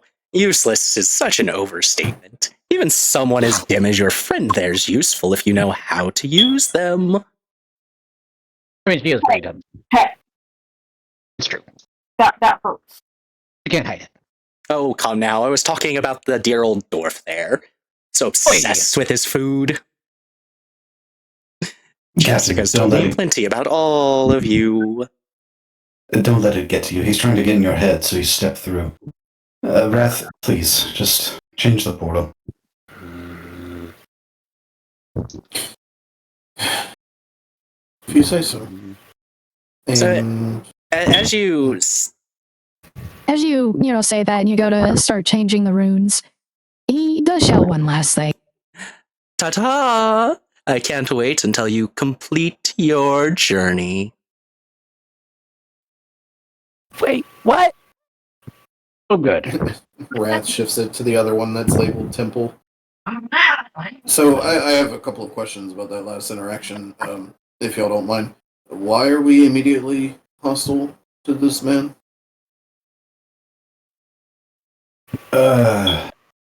He looked at me funny. Personally, I don't want to Everyone end up. looks at you funny. I don't want to end up as a lawn decoration. He made my hair stand up. You would actually look really good in lawn decoration, though. Thank you, I think. I don't understand the reference. Am I supposed to? Vlad the Impaler got so good at impaling people they lived for a few days before they died from starvation. By impaling them through their anus. Oh, that's what you meant through a lawn? I'm sorry, were you or anyone you know impaled? No, but that's just what Deuce told me. You should stop talking to the voices.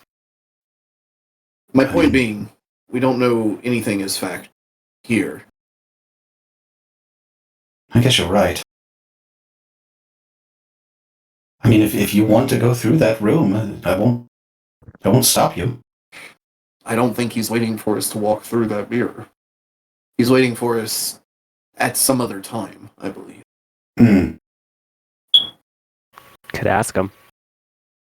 Wrath, still holding the only rune that he took out, places it back in, and as soon as it appears, he steps through. Wait for me! Pies follows. I fly in. He lets out a little bit of a chuckle as all of you come through. Crow doesn't follow you through. He stays on the other side, guarding the mirror. I apologize for my friend's hastiness earlier. You mentioned that Wilfred is likely still on Maluviette, however, we're having a hard time tracking him down. Do you happen to know anything else about him or his designs? Well, I do know the reason why he happens to have access to my chamber. Would you mind divulging that with us? Would you believe me if I told you that I am from before Maluviette? In fact, I'm before the world that came before Maluviette, too. You could say I was the first vampire, the first undead, and that if it weren't for my existence, there wouldn't be any here. Oh my god. And Wilfred... I know. Star knows who you are. Star knows exactly who you are. You're Swallow's son. What? Am I right? Am I right? No. Fuck. She just rambled. She always rambles. As for Wilfred, he's not exactly the cause, more a pawn in another's game. The one who holds me captive is the real kingpin. This goddess of creation? Oh, no. She just told me to come here and to not bother resisting. That eventually some heroes would come along. They'd have some divine artifacts, and it was my duty to take them to where they needed to go next. Wrath turns and looks dead at Tempest as he says, "Do you think you could take any of them a little bit earlier?" I think that would be a bad idea. The man who's keeping me here does check in often. As you can see, there's no place to hide it. Well, besides the prison pocket. That's unfortunate. And who is this man? Oh, I don't want to spoil all the fun. But if you do want to know, I don't mind giving you some spoilers. I don't particularly care whether Jessica wants me to or not. Wrath just kind of looks about the group. Fine. Pius nods.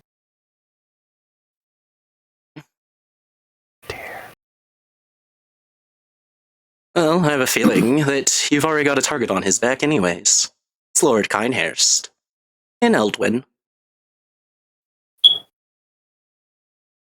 Pius looks at Tempest. Of course, that's not his true identity. I think I'll leave that one for you to figure out later, though. Wait, what? You can't just drop that and then be all cryptic. I suppose he can. He's not saying else. I can say whatever I want, honestly.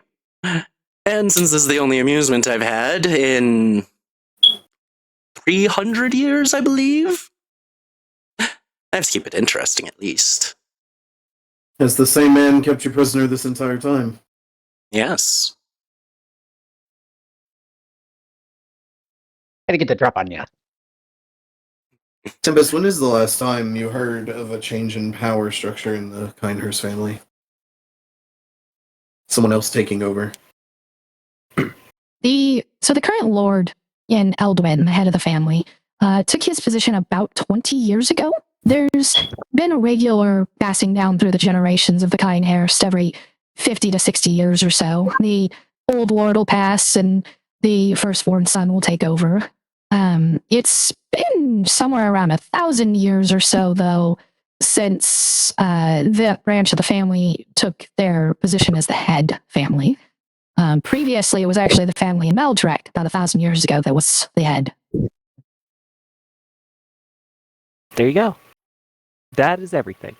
That doesn't line up, does it? 300 years, a single person holding him captive? Oh, come now. In a world of magic and illusions and shape-shifting, do you really think it's not possible to pretend to pass along the throne?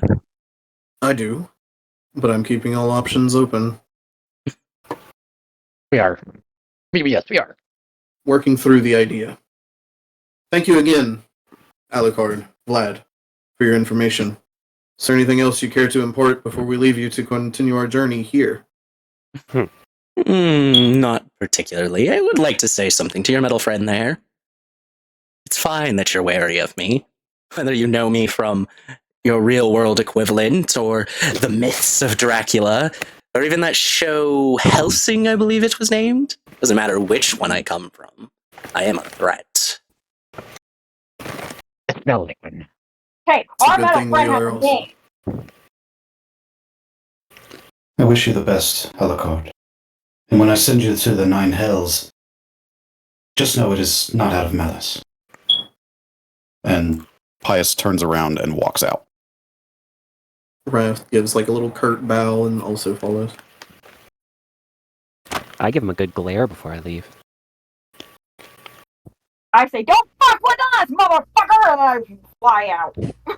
So, Tempest, you glare at him, but at no point in this entire conversation did he ever lift his head. You could tell he was speaking and his head was moving appropriately for it, but he never bothered to look up from the floor. Think about it. Nope, I'm leaving.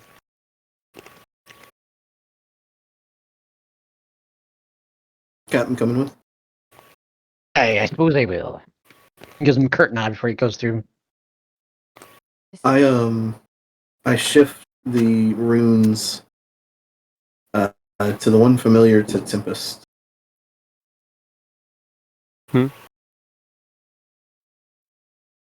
As he shifts the room and Tempest, you can see him as he finishes setting the runes in position, and you once again are confronted by the vision of that lair where you lost your siblings and where you secured your first kill. That's what's displayed right now. Yes. Yep. I'm Do you starting to think- take. I'm going to take a few steps back from this. It's got my attention. Wrath turns and looks at you. I'm going to make sure you didn't come back to the scene of the crime. I understand if you want to wait here. And he'll turn and walk in. I'm thinking about it. I'm just baring my teeth at the moment. Pius follows. Is anyone all right? How about Captain? No. I'm gonna follow. You're not Twilight? following? Is Captain not following? Oh, he's going through. Oh, okay. What about Twilight? I'll stay with Tempest. I know she's kind of contemplating on something right now, but I'll stay by her side, but I'll just kind of not say anything. Okay. So Crow walks up to you, Tempest, and just puts a hand on your shoulder. Kiddo, Good you job. don't got to put yourself through it. You can stay back here. Okay. Yeah, I'll do that. He then follows all of the rest of you through the mirror.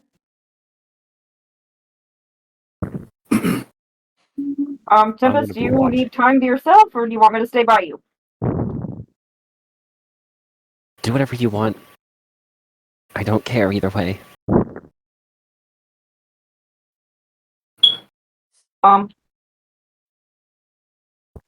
Okay. I think I'll go with them. As Twilight finishes getting through the portal, since she wasn't that far behind, Crow starts speaking again. When I came through here previously, it had looked like someone had come through and ransacked the place. A lot of things seemed to be missing or moved. A few of the bodies definitely missing because there were trails of blood, but no body on either side of them. So as far as return to the scene, it did in the past at least. So, not so uncommon for a necromancer to take a body or two with them. What are the things that were missing, The body. other than the bodies? Surprisingly, his body wasn't missing. In fact, Wilfred's. yeah, Wilfred's body was here. We buried it. As far as I know, to this day, his head is still in Tempest display case. So she collects heads of the enemy she decapitates. I think it's a way of coping with what happened. The last time I checked, that head was still there too. It's one hell of a coping mechanism. She's over 50 on the count so far too. She's done a pretty good job in just 8 years. And you encourage this from when you're so young.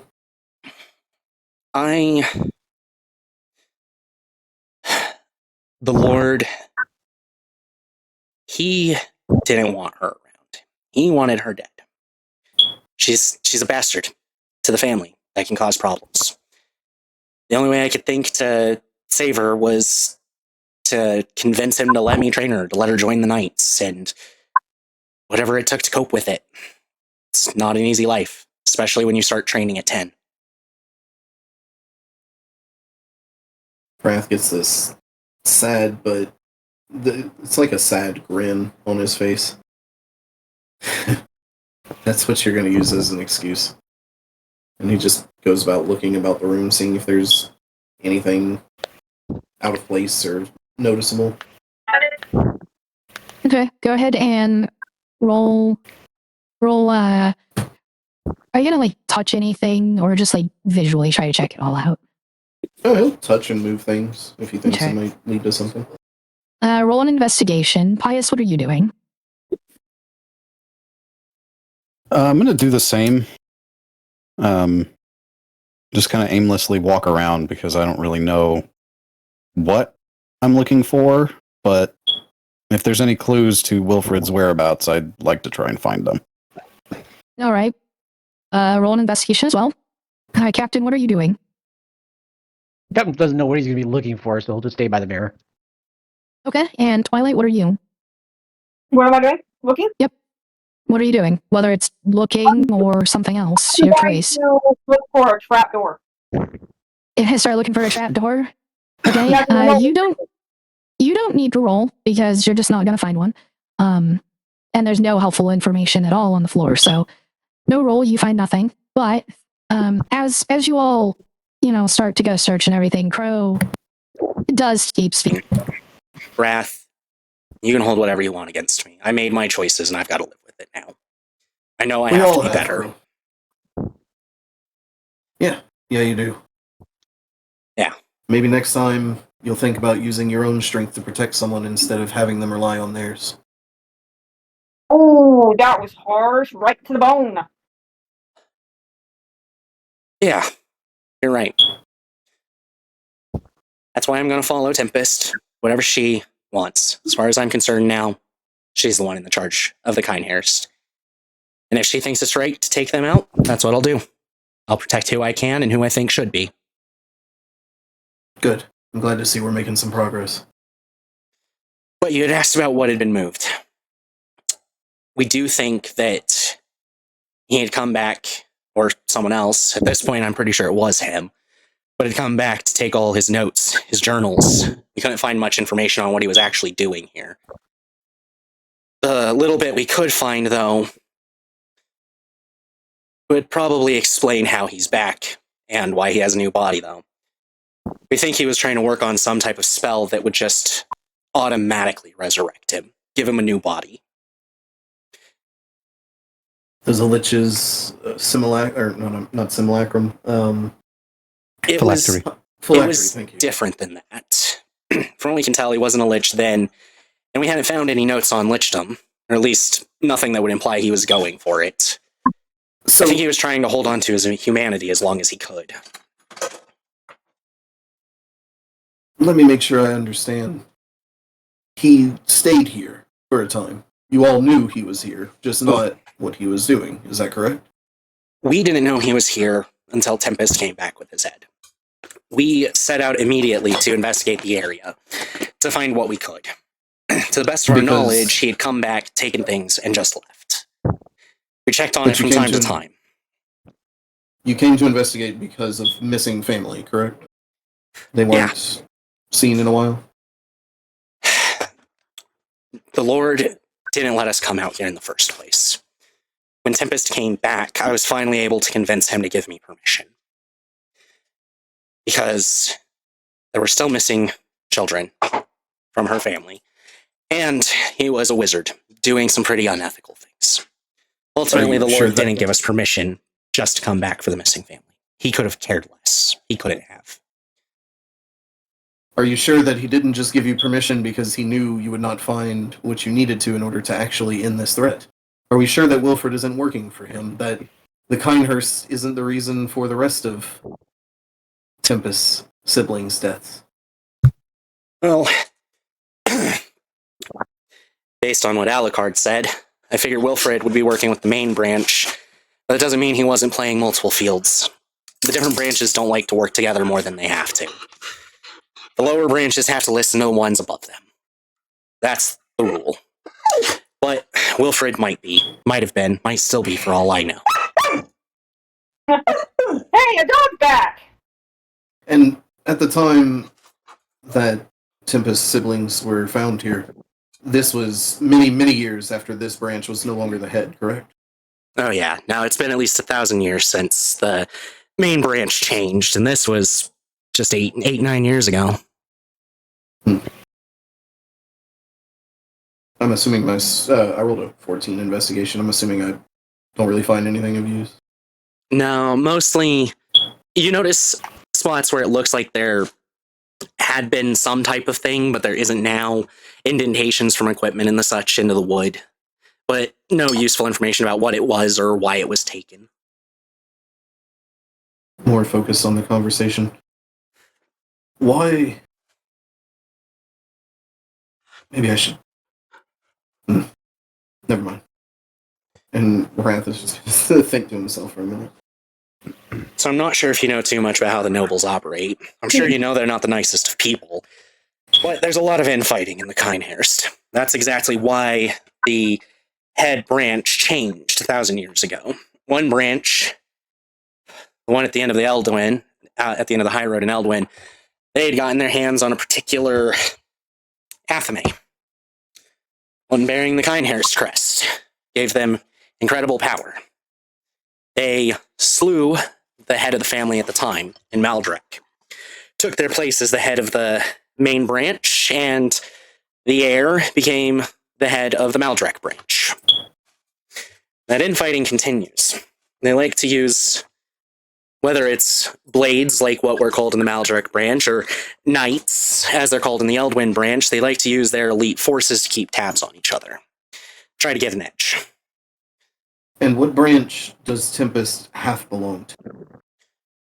Tempest is heir to the Maldrek branch. Not the Eldwin branch.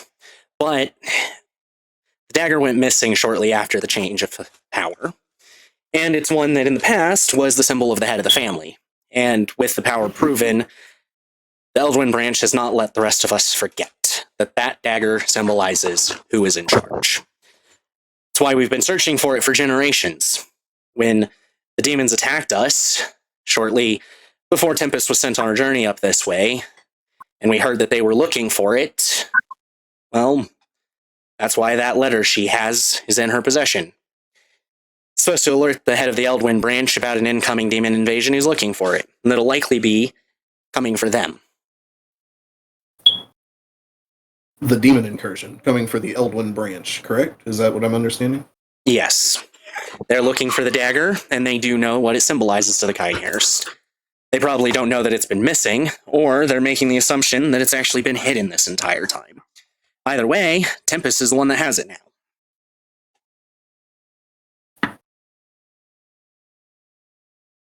Huh. I have some theories then. Does she know she has it? Yes, she knows she has. Where are you half the time? We are here. I'm just curious. So, know, since he's on you've somewhere. been searching through this conversation, and listening in, of course, you are aware of a lot of the implements that necromancers use because of Hagrid, and you do notice a spot in the corner that looks like it contained a very specific type of equipment. It's meant for preserving bodies to keep them from decaying. Although Hagrid never used one, it is where they would put clones of themselves if they were to make it. Other wizards often would do that. Necromancers would usually use it for the bodies of... Shut up! Oh, I am literally petting you right now. Calm your shit! Fucking Christ. Anyways, you know this is often used for clones for regular wizards. Necromancers, if they have to get their body on like high class adventure or some reason or another, like slay a dragon by themselves, they'll often keep the body in that chamber to keep it from decomposing until I'm going to be back in a moment. Hold on. Oh. No.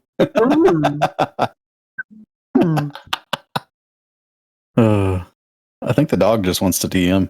I know. It'd be nicer to us. Seems like it's a cute little dog.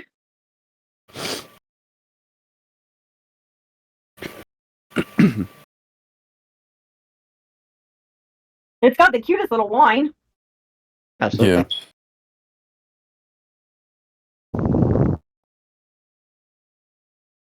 Tempest, I think you were set up. I think they meant to kill you too. Mm-hmm. Anyways, so you know that it is a large apparatus meant to keep clones so they don't decay or anything when normal wizards use them. And when necromancers use them, they usually keep like prized possession bodies in them until they need to actually raise them as an undead. That way they can maintain their muscle mass, form, and their peak performance for as long as possible.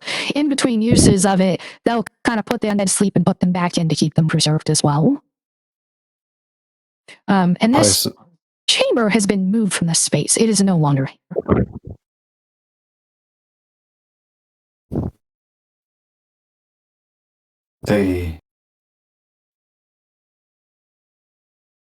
I think I might know where Wilfred could possibly be. Where is it? Maybe not the exact location, but I think I might know how his body has been kept fresh.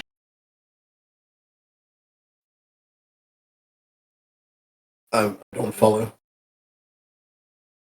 Sorry, I spaced out. Trauma.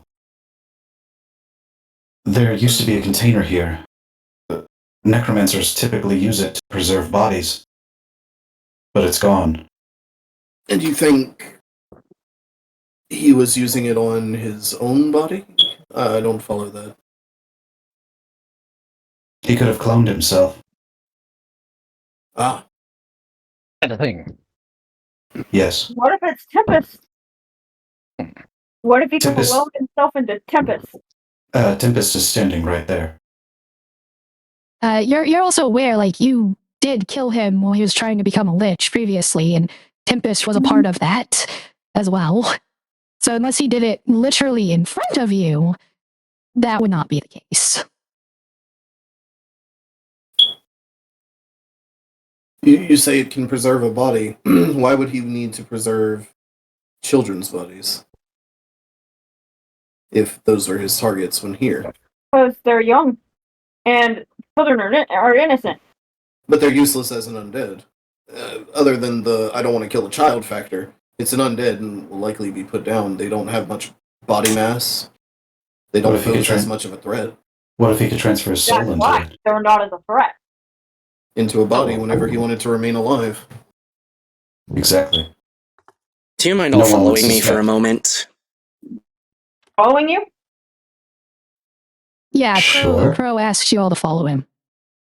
Yes, let's follow. Let's. So, you all head out of that room, and you go down a couple of hallways until you come across a set of prison cells. I don't think he was preserving children. This is where we found the corpses of her siblings.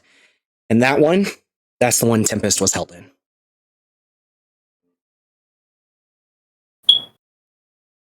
Okay. So what was he preserving? I don't know. Tempest doesn't... At the time, she couldn't remember anything that was useful, really, other than being able to tell us about these cells and this being where they were kept, well, in between the experiments, at least. And by the time we got here, there certainly wasn't anything in that corner. We had no idea what might have been there, either, for that matter.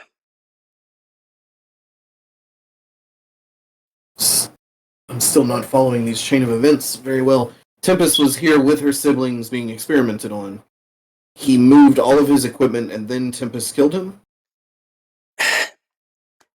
So they got kidnapped. They were being experimented on. Tempest managed to create a makeshift shiv that she broke the lock with. She got out, found a dagger, managed to get the jump on him and behead him. She then returned with his head. Right. By the time we got here, just a couple days later, all of the stuff that had been moved was already gone. I doubt he moved it before that, but he might have. More than likely, if he did clone himself, the clone was probably in that. He just popped back up and then moved all his shit because he knew we'd be coming for him. That's my guess, at least. And Pius, you think the original is what the clones might be preserving? I'm just trying to put all these pieces together. I believe so. Necromancy is very complicated work. And when you have the ability to do something as a necromancer, chances are you're going to do it. And cloning is one of those things. So you think that he might still be in one of these chambers, but where can we find this chamber? I'm not sure. In one of the mirror rooms. That's what I was hoping, but so far it's been a dead end, although this has yielded quite a few clues, perhaps. Are there any... How So I would assume that this container that was in the corner is fairly, large, probably the size of a coffin, I would imagine, right? Bigger than that. The interior is big enough that you could shove 2 bodies in it, but that would be problematic for why it's being used. Okay. It gives the body room to float inside, and usually the outside, like the shell of it, is fairly thick, minus the glass panel that lets you see into it. So Okay, you can so- check on whatever's in it. Are there drag marks from that corner that go anywhere? No. Magic could have handled the movement of this chamber easily. Levitation or pocket dimensions. True. Well, again, this place has yielded some clues. Perhaps we should check the other one labeled Temple. Yeah. So the other one that was labeled Temple was the room with the gibbering mouths. And the door that and you we couldn't couldn't figure out open. how to open it. Yeah. Is there anything in those notes that we found that would say anything about that door? You could Shuffle try through taking a them. look through that journal again. Now that I'd love you to. have specific information to look for. I would love to. Give me an insight check then. Can I assist? Not really. Okay. It's fine. I got a +9. I should roll on that one. More like 21. Oh yeah, 21. Let's go. So you do find mention of it at a couple of different spots. You can tell he's trying to put as little information as possible about it. Like, this Forgotten Temple is supposed to be very, very secret, that people just aren't supposed to know about it. He doesn't include locations or anything, but there is information on why he was granted access. And that was to conduct very specific research into undead creation.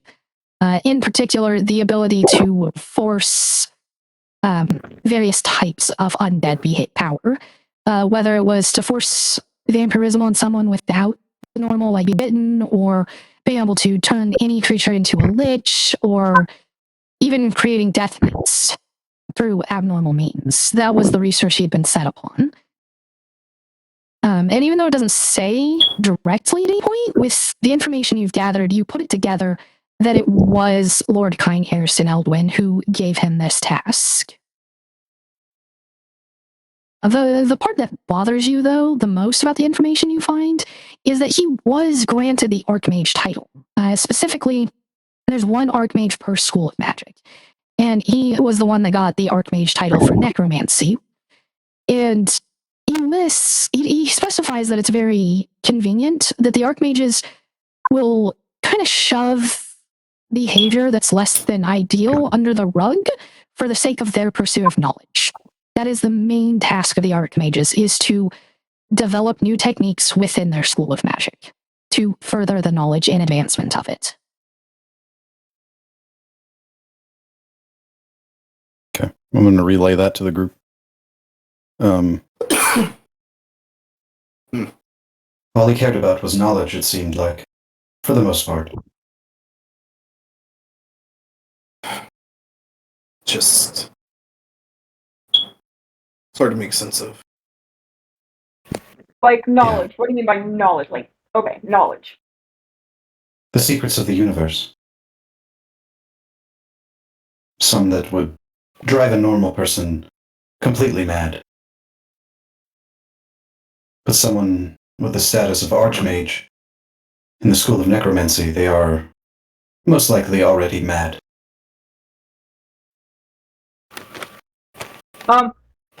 The room that had the hole in it where there was a little bit of sun. What about that room? We're not finding any clues there, so maybe it is best that I go up there. Take that 2-hour journey.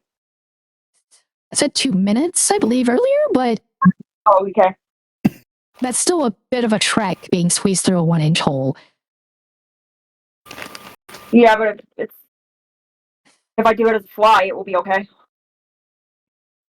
Be a little bit better, yeah. I'll do that then.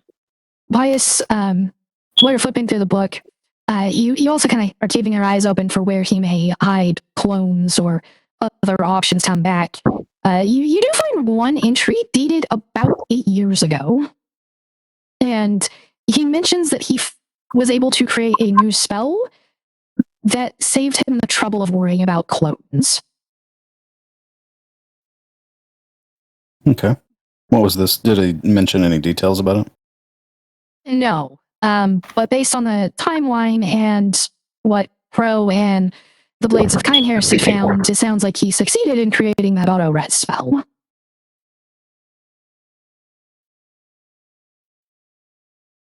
Auto-res, you said? Yep, auto-resurrection. I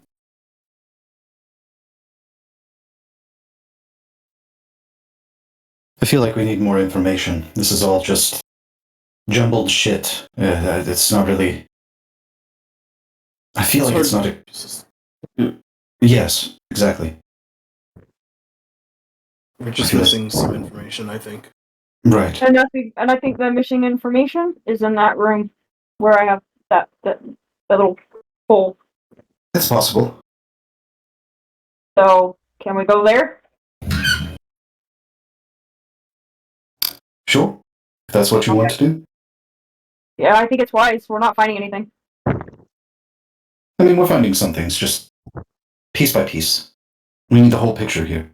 Exactly. Okay, so you go back to the room, you climb up through the hole, and when you come out the other side, this is a place that you, Twilight, you have never seen. You can feel it in your blood, though. You know where this is. You are looking out over an absolutely massive kingdom built into the center of a treacherous mountain that's near impossible to enter and exit except through a single path that leads to a massive gate protecting the city. This is the capital of the Hunrum Republic, Invictus Terra. And in the center of it, you see a singular large building rising up. It is a church dedicated to all of the deities, all of the known deities. Damn.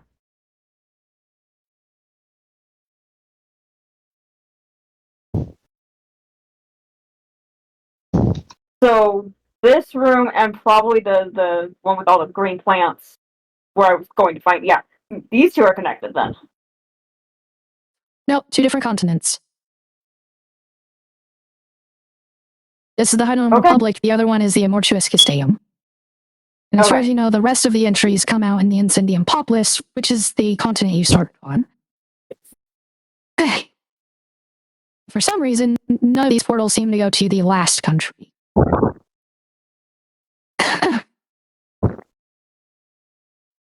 Because we haven't been able to open the door. The door is what. Yeah. And to the best of your knowledge, those 2 rooms for the Forgotten Temple are in the Incendium Populus as well. Alucard did say that where he is under Eldwin.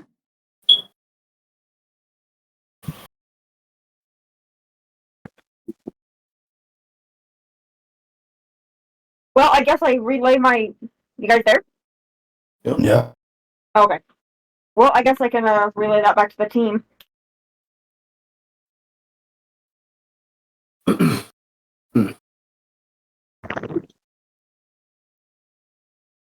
I'm not sure how that really helps. How does that link in?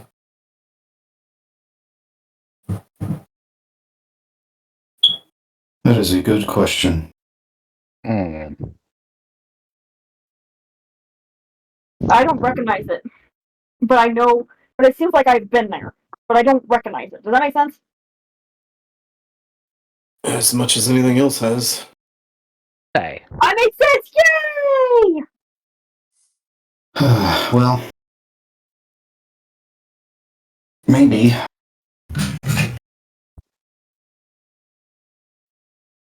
There's got to be some kind of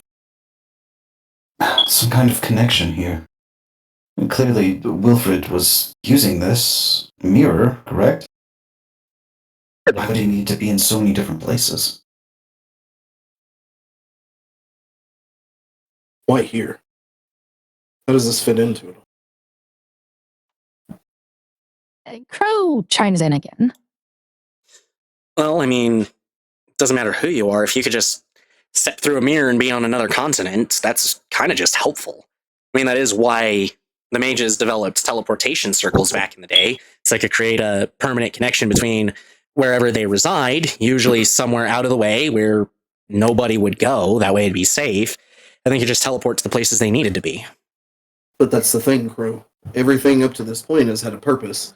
The cabin in the field was near you in Acrid, correct, Pius?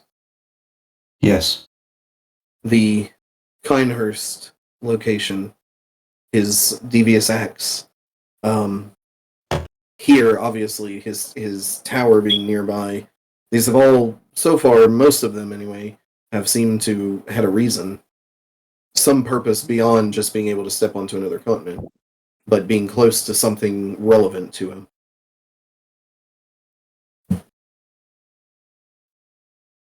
The location near Pallet, where he performed, or he helped that ritual get performed. And his lichdom was intended to begin. Well, one of the branches of the Kinehurst happened to be near Invictus Terra. Maybe he's just playing yet another side of that field. Maybe he knows someone in the church. I mean, necromancers sometimes have their gods. Wouldn't be the first time I've heard of one worshipping Ferodi, for example. Suppose that's as true as anything else. But Can that mirror, like, actually leave the room? It's very big. It's angel. Unless you, I mean, do you think it can actually leave this room? I don't think we have a means of trying to test it.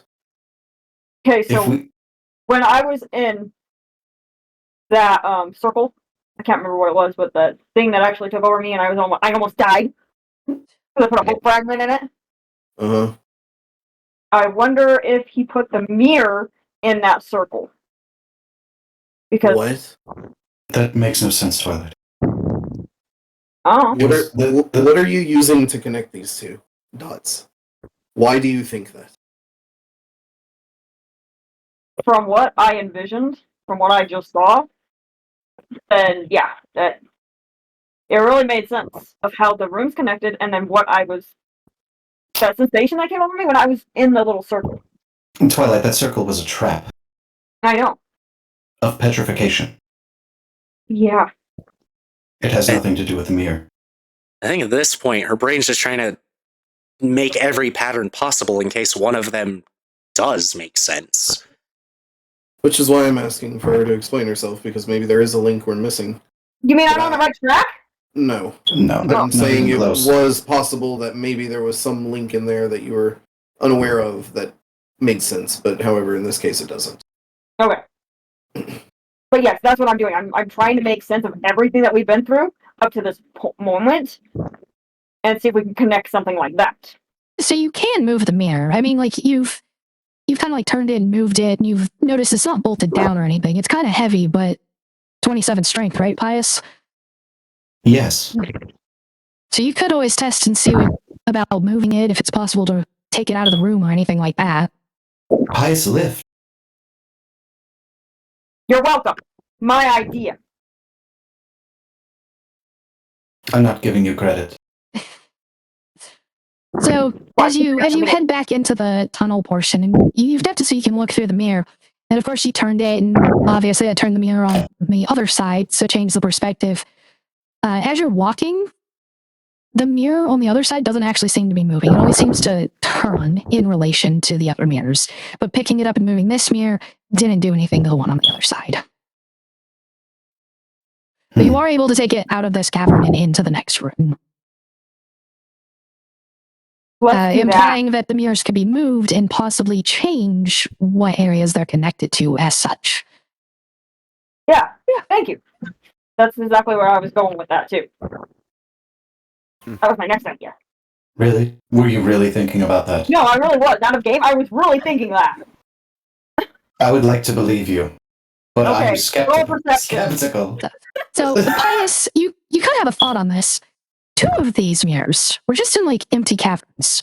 One of them had the bioluminescent moss, and the other one is outside of Invictus Terra. You don't really know why one of them's just in a big empty cavern that no one can get to except they go through this mirror. But if they can be moved from one location to another, it's possible he had a mirror somewhere else and he might be storing them there because he knows no one will find them.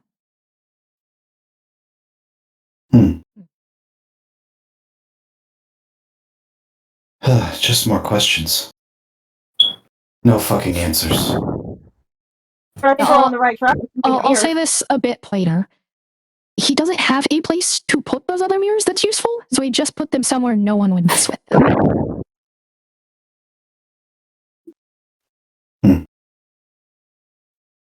So far, that's at least the most reasonable theory to go on.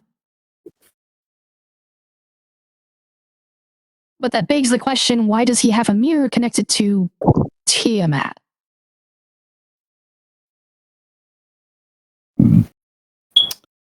Yeah, that is a good question. It's easy to transport.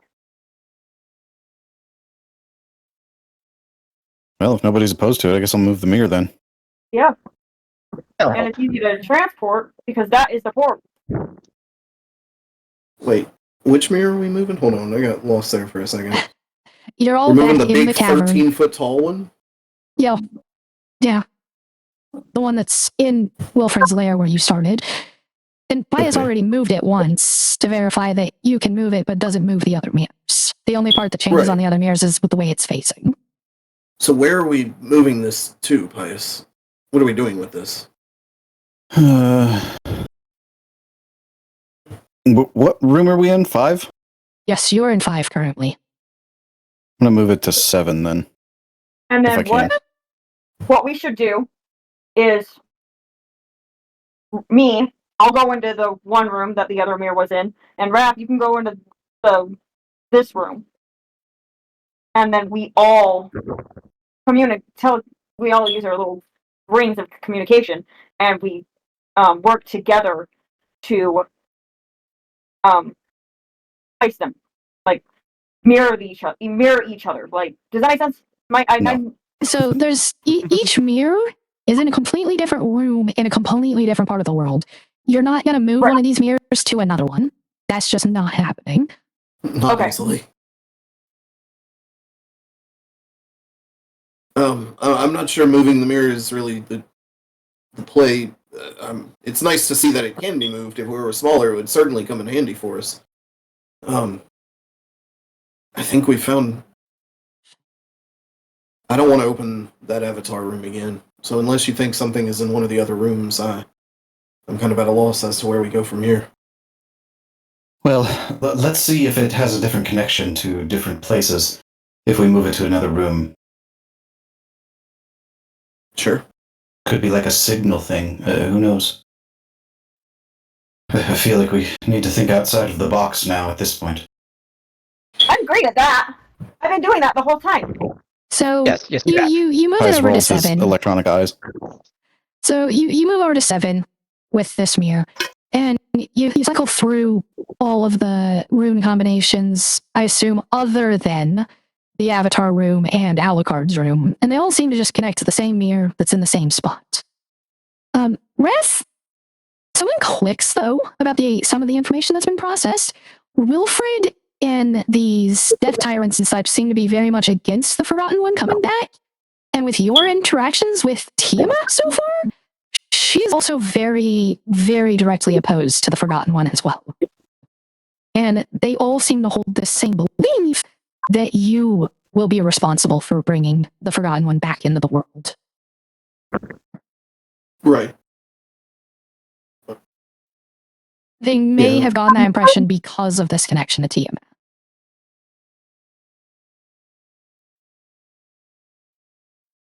Tiamat's running the whole show type situation? Yeah. Yeah, I've considered that already.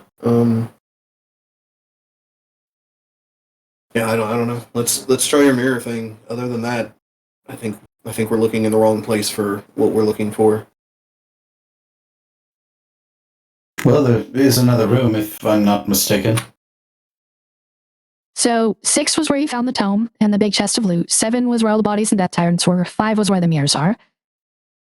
you don't know if the maze goes anywhere else, but it stands to reason he might have information about that in this journal. It is a very robust journal that seems to date back roughly 30 years. Okay, I'll look through the journal again. Look for somewhere he might have considered keeping his alive self. Oh, Or that would preserve be nice. self, I guess. Yes. All right, go ahead and give me an insight check. Now, it's going to take quite a bit of time to scour for both those pieces of information. So the rest of you do have some downtime here to work with. Probably about like 30 minutes. And you do have a lot of unidentified loot. Just something you can do in the middle. But let's start with Captain. What are you going to do in this 30 minutes of downtime? Captain Flowers, he's just going to smoke his pipe. All right. How about Wrath? Wrath wants to walk over to Tempest and have a conversation, so I don't know if you want to cover everything else before then. Let's just check with Twilight. What's Twilight going to do for the next half an hour?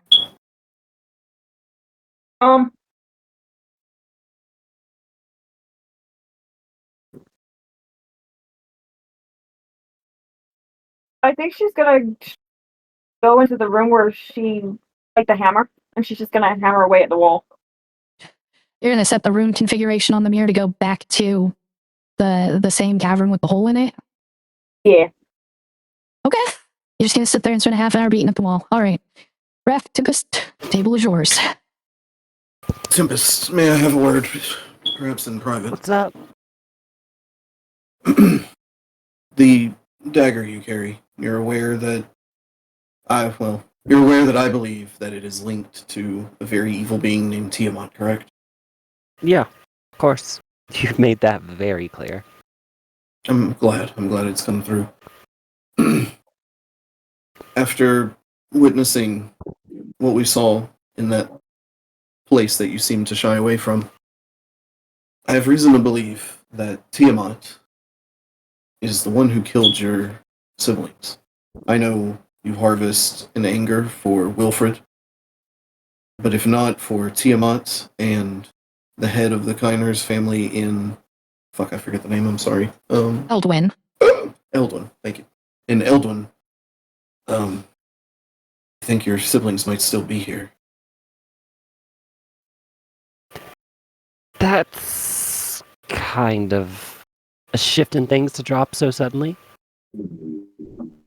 I agree, and I'm sorry that I didn't have a gentler way of putting any of this. I just wanted to impart to you the level of danger that dagger really imposes. I still want you to relinquish it. I'm worried for you, holding on to it.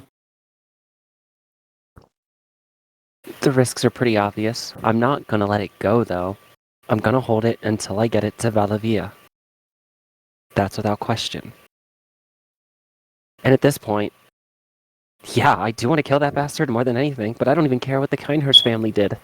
They're all gonna fall anyway. Okay. I just wanted to make sure that you were aware of what we've kind of added together. I appreciate it for sure. I probably wouldn't have gotten nearly as far without any of you anyway. You're pretty resourceful on your own. I think you would have made it at least this far. Physically, sure. Mentally, not so much. Mentally, I don't know if I can last much longer the way Twilight's been going on. Oh, we can have fun with that tonight for sure. I'm up for beating something. I think some quiet meditation is more of what I'd prefer, but I I get the appreciate the feeling. enthusiasm. Meditations. Do the voices talk to you too when you try to meditate? I tried that last time. It was kind of weird. If by voices you mean the gods I pray to, then sometimes. Okay, so same thing. Close enough, we'll say. And Wrath will pull out his pipe of smoke monsters and just start puffing on it and watching them aimlessly. All right. So the fairly obvious portion of this is with the smoke monsters. You've you've dealt with the death tyrants, you've seen the dragon, there's the night walker, and so with your thoughts kind of here at the moment in these monsters, most of the ones that have been coming out in those, nothing that would be odd or out of place, though. Hey, can I ask you? You know how you're asking me what I was going to actually do? I got a better thing. May I actually look for my witch's head? And you're gonna cycle back through and go get the witch's head? Yeah, you can do that. Yeah! Anyways, Deuce, thank you for that assist on the ban, stupid scammers. I got you. As for Pius and the 19, after about a half an hour and sorting through it, and he didn't seem to just like make a couple of entries that just talked about this in full, so you're having to find the pieces and put them together. But you do get that there are 3 more chambers, which are 2, 3, and 4 on this map. You get kind of their general position in relation, so you know which way to go. And based on that feeling to the northwest, this felt very dark and ominous, like the Night Walker, but so much deeper. You're not exactly happy to find the entry on that one specifically. It is the last entry, and you had found one previously that listed it as makeshift temple to Tiamat. But once deep into these entries, within the last 2 years, when the madness seems to have finally peaked in him, he mentions that he turned it into a shrine to the Forgotten One, and that he sealed it off from all of the others that he's working with in this area. That he's been keeping his shift in opinion on the Forgotten One a secret. As for room 2, it seems to be a library full of his most prized books. Mostly ones that are one of a kind. And especially ones that talk about very deep magic, necromancies that are only known to the Archmage of Necromancy. For example, he seems to have moved his private library here from the Archmage Academy. And number 4 is a place where he keeps all of his excess equipment for experiments that he's not using at the moment. When you find that entry, it does list that he moved his preserving tank to that area because he had no use for it anymore. Everyone, we have some leads. Good. Good. Very good. There are more rooms in this maze cave. Now, I need a quick reminder. You were looking for information on the maze, and what was the other one? I think that was pretty much it. Like if there was any other rooms in this area that we hadn't looked at yet. Wath had suggested another one. I'm trying to remember where it was. It left my brain. Looking for places where he might keep his preserved body or some other preserved body, maybe. That's right. That was it. And we got that covered, yep. So continue on. Sorry to interrupt. That's okay. So, I have good news and bad news. The good news is that we may be able to find that preserving tank that I was talking about. It might be here. The bad news is that he was also worshipping the Forgotten One. Worshipping? There's a shrine in this maze. And you're sure it's as a place of worship to this Forgotten One? That's what it says. Everything else we found so far seems to make it out like he doesn't want Forgotten One to be around. He did it in secret. In case it was less understood, it was a shift. He had been worshipping Tiamat and following her lead to prevent the Forgotten One, but as he dove further into madness, about 2 years ago, he switched and kept it a secret. That presence that I felt to the northwest, that's where it's located. Well, sounds like that's where we're heading then. Does anyone need to rest before we do? There's a lovely cabin we could go stay at for a little while. Could we stop moving for a bit? I wouldn't object to that. Hey guys, I got some good news and bad news. Did your hammer break? No, Pius finally. looks at the head in her hands. I got the head. Oh, I found the head. I need you to roll another Constitution save as you lift it up in front of your nose again. Oh. You know, even though I am very uncomfortable with sleeping in that cabin, anywhere away from that head would be lovely. Hi. It's settled then. Star, you'll stay here and make sure that the... No, wait, let's not do that. Leave her by herself. She'll be fine. No, I don't want her controlling the mirror and stopping us from Oh coming my back. gosh, can I? No. No. I'll stay behind. It's better if I'm not too close to all of you while you're trying to rest. And if any one person by themselves can deal with problems, it's probably going to be me. Plus, What? if I die, it's not a big deal to all of you, right? Well, except maybe Tempest. What? No, You'll be fine. Don't joke. actually, Come on. I don't really need a short rest. I mean, I kind of do, but actually, I don't because like I need a long rest. So I'm good to stay. Tempest said she wished to rest. Tempest, how long do you need? Just a few hours. Think we can do that? I'll stay Sounds here like with just you, a break. Yeah. Hey. All right, We're I'm not taking opposed to the a break? company. Bias, you should probably stay as well so that they can get their rest in. Yes, of course. I mean, I myself need a long rest, but if you're all not taking one, then I suppose it's fine that I'm near you. I'm gonna go meditate in the corner. Clear mind before the fight ahead. Well, why don't we put it in one of these empty chambers so that you can rest without Bias interrupting you? You'll be technically over 300 feet away from him. Fair enough.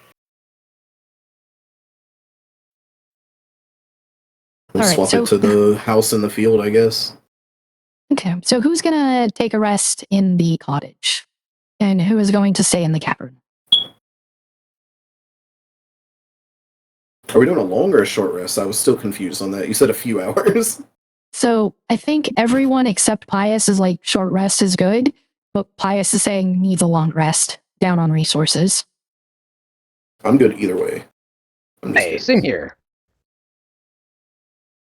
Yeah, I would like full spell slots if we're going to be possibly facing something as powerful as a deity. Okay, so do we set up the fortress in the field then, and we take a long rest? You know what? That's a great idea. Yeah, let's do that. Hey. Okay. So I think if we're taking a long rest, then we can actually all stay in the field. Pius will just be 300 feet away, but as you said, it's a flat field where like we could probably see 300 feet. Oh yeah, yeah, definitely. Yeah, so let's do that then. That It's way we can it's maintain eye contact. it's really a beautiful place if you don't think about all the dead people there. Oh, good. I wasn't thinking about the dead people there, but now I am. So I'm always this- thinking about the dead people. I so you knew all you were. have gone over there to actually look, and Pius, you're making these jokes about dead people and clearly referencing Acrid, but you know this is nowhere near Acrid's lair, totally different part of the continent. Yes, but it's still. It reminds me of him. There. Hopefully not fond memories. No, none of them at all, actually.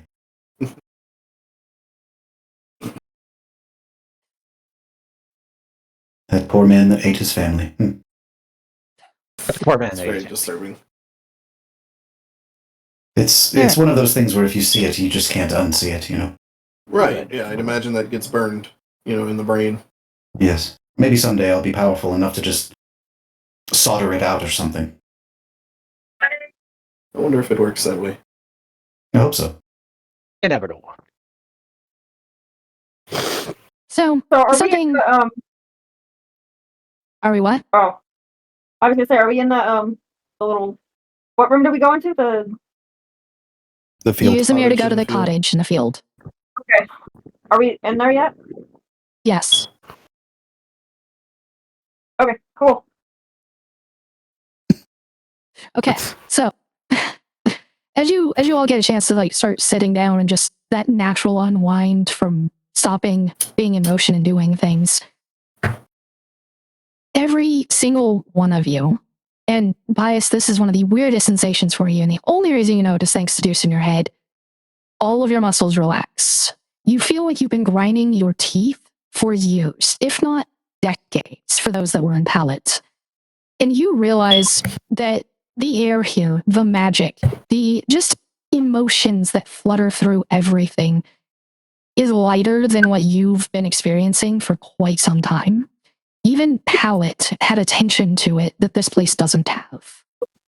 This feels more like your lives before Pallet,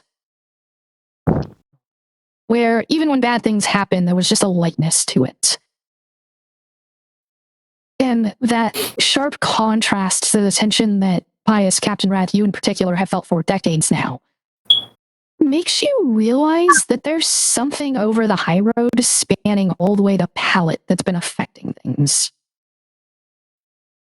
Good.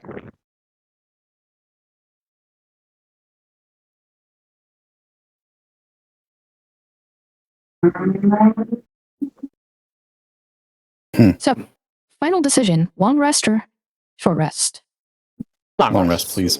Well, and may I go look for some weed? Wander out on a survival check. Neat. So it is only about 2:30 p.m. It is still bright and daylight out there for all of you.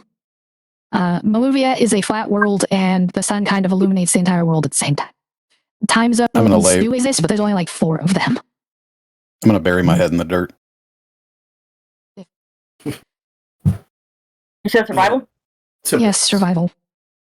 I was wondering, you were taught hand-to-hand combat when you first joined your knighthood, correct? Yeah. Do you think you could teach me some? Me teach you something? Yeah. I highly doubt I could give you anything that would be better than what you already know, but sure. I love my sword, don't get me wrong. But I feel like learning to use my own body as a weapon might be beneficial and help with that swordplay. True. I mean, hand-to-hand's useful. It definitely helped me improve with myself. Yeah, so let's do this. I'll follow your lead. All right. So, Wrath, my question for you is, are we looking at taking a level of monk, or are we looking at unarmed fighting as a fighting style? No, he's looking at taking a level in monk. Okay. That just lets me know if I needed to track additional training or not. So, Nope. Okay, there's good. no need to make rolls in this since we're looking at getting a level out of it. How many hours do you want to spend on it, though? Sounds like Pius is going to rest immediately. Wrath is honestly good. He didn't need any rest at all, so as long as Tempest will do this. Okay. Yep. Captain, what are you Tempest going to is do at into this it. time? You have a good 6 hours to do stuff, Captain. And you still have 9 hours of work on Tempest's Eye. I'd rather take a couple hours on the IE, and then I'll make dinner. All right. So, that brings you up to 23 of the 30 then for a couple of hours. Twilight, with your 23 and your amazing scavenging abilities and such, you find no intoxicants. You do, however, find a lovely field of white lilies that you recognize very immediately what they are. They are known as weeping lilies, and their pollen is a high-powered poison, capable of killing the average person. Oh, damn! I can be very careful when I handle them, but I could actually use this in my, my claws. Yes, you could potentially make a very powerful poison for your claws. Yeah. So that's what I'll do. Okay. Make sure to go down and add on your inventory list. Weeping lilies, 10 pounds. Shit! Okay. It doesn't mean you're going to get 10 pounds worth of poison out of it, but that's how many weeping lilies you got. Just because extracting the poison takes some time, or the pollen. It'll take a lot of effort to turn it into a poison. And Captain's the one who's going to be the most knowledgeable about it. Oh, really? Yeah. Because Because I was thinking since I was the plant person, I would know. But doesn't mean you know how to make poisons. no. But you are Yeah. aware of their natural properties.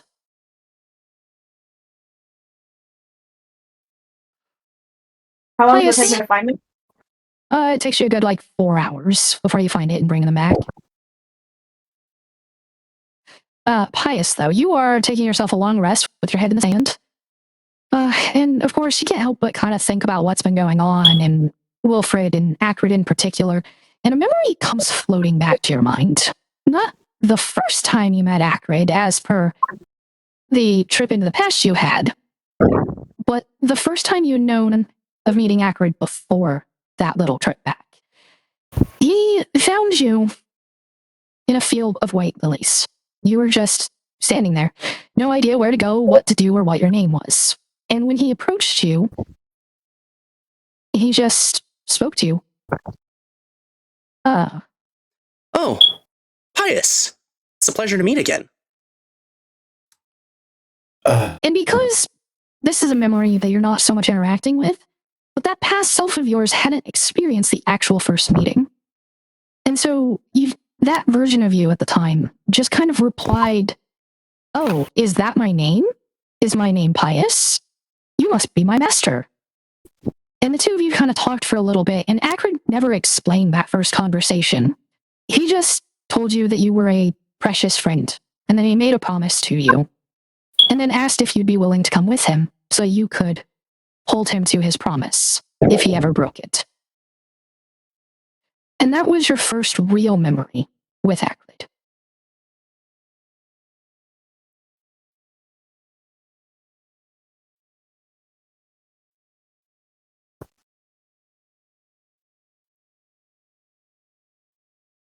Pious clenches his fists.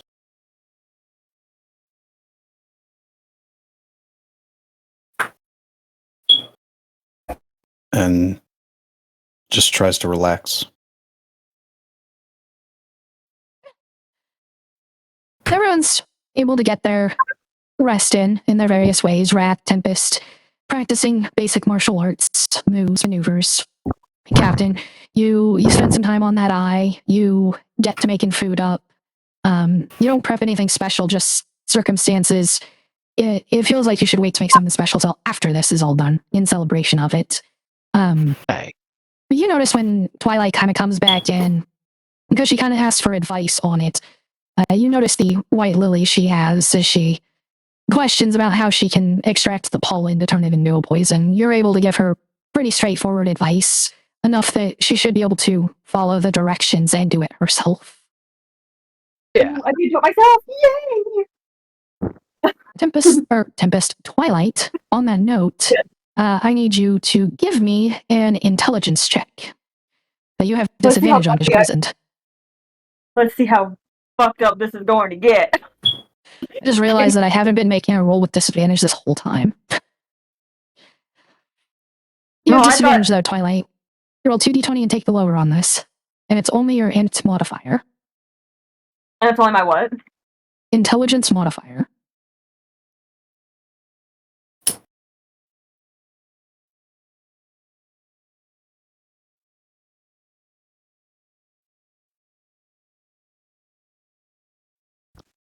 $17. You're not able to get through a terrible amount of it before Pious's long rest is finished, but you do make 1 vial of lily poison. So make sure to add that onto your inventory list. Lily poison 1.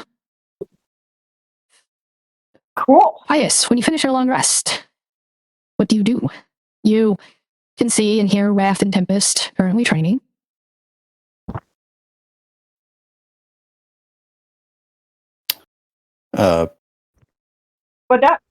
Would that be 9 pounds of poison lilies then, or would that just be 0?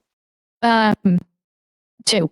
Yeah, you have 8 pounds of weeping lily. Okay.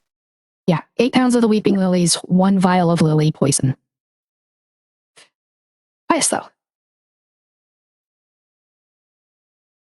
Honestly, I don't know. Pious is just going to walk over to Wrath and Tempest and quietly sit down and watch. bottle of poison. Alright. Captain, this is about the time you're finishing up the food, by the way. Shit. Made a nice pot of chili with some garlic bread and cheese on top. Oh, bread! Oh boy!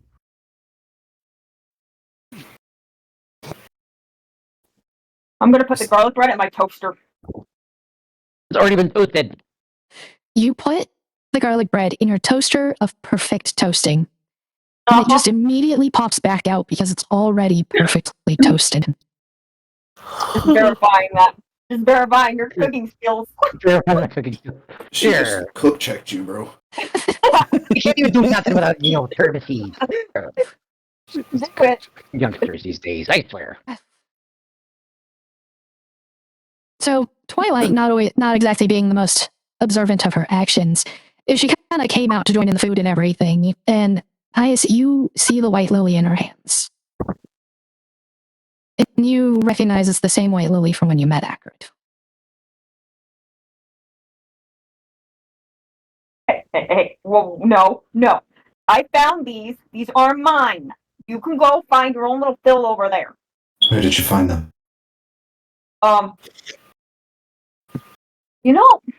That's really a tough question. I was just kind of flying by and I found them, and that's how it worked. Twilight, I'm asking you nicely. Please tell me where you Hey, I found found those. them over there. Thank you. He gets up and he walks over to that field. This is indeed that field from your memory. You lied to me. You told me that I was a friend. Am I hearing this? No. Pius is alone. You lied.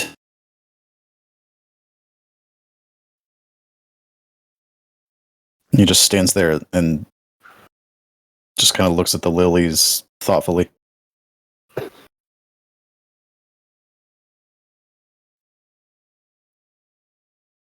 For a moment, after you've been standing there for a good 15, 20 minutes, you think you see a figure crouched over. And just as quickly as you see it, it seems to just be blown away in the breeze. And you hear Akrid's voice. I'm sorry.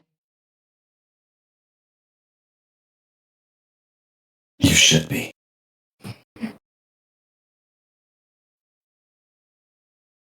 That's where we're going to end tonight. Okay. I was going to set the field on fire, but that works too. You can come back to that next week if you really want to. That's going to spread real bad, though. That's fine. Come back to a raging inferno. I like it. Pius is mad. So.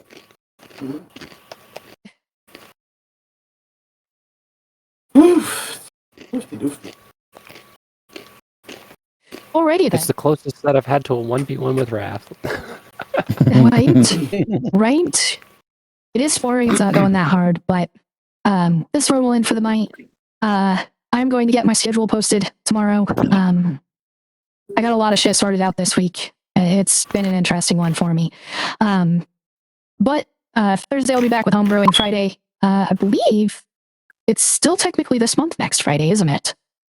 So Yes. one more Highroad before Yep. we get back to the Fog Survivors. Yep. All right then. We are going to go raid Gabby. She is currently playing Dead by Daylight, but she's like the only streamer that I have on my list that's actually streaming right now. So as always, thank you. And I love you. Bye bye, Copo. Bye. Have a good night, everybody. Bye.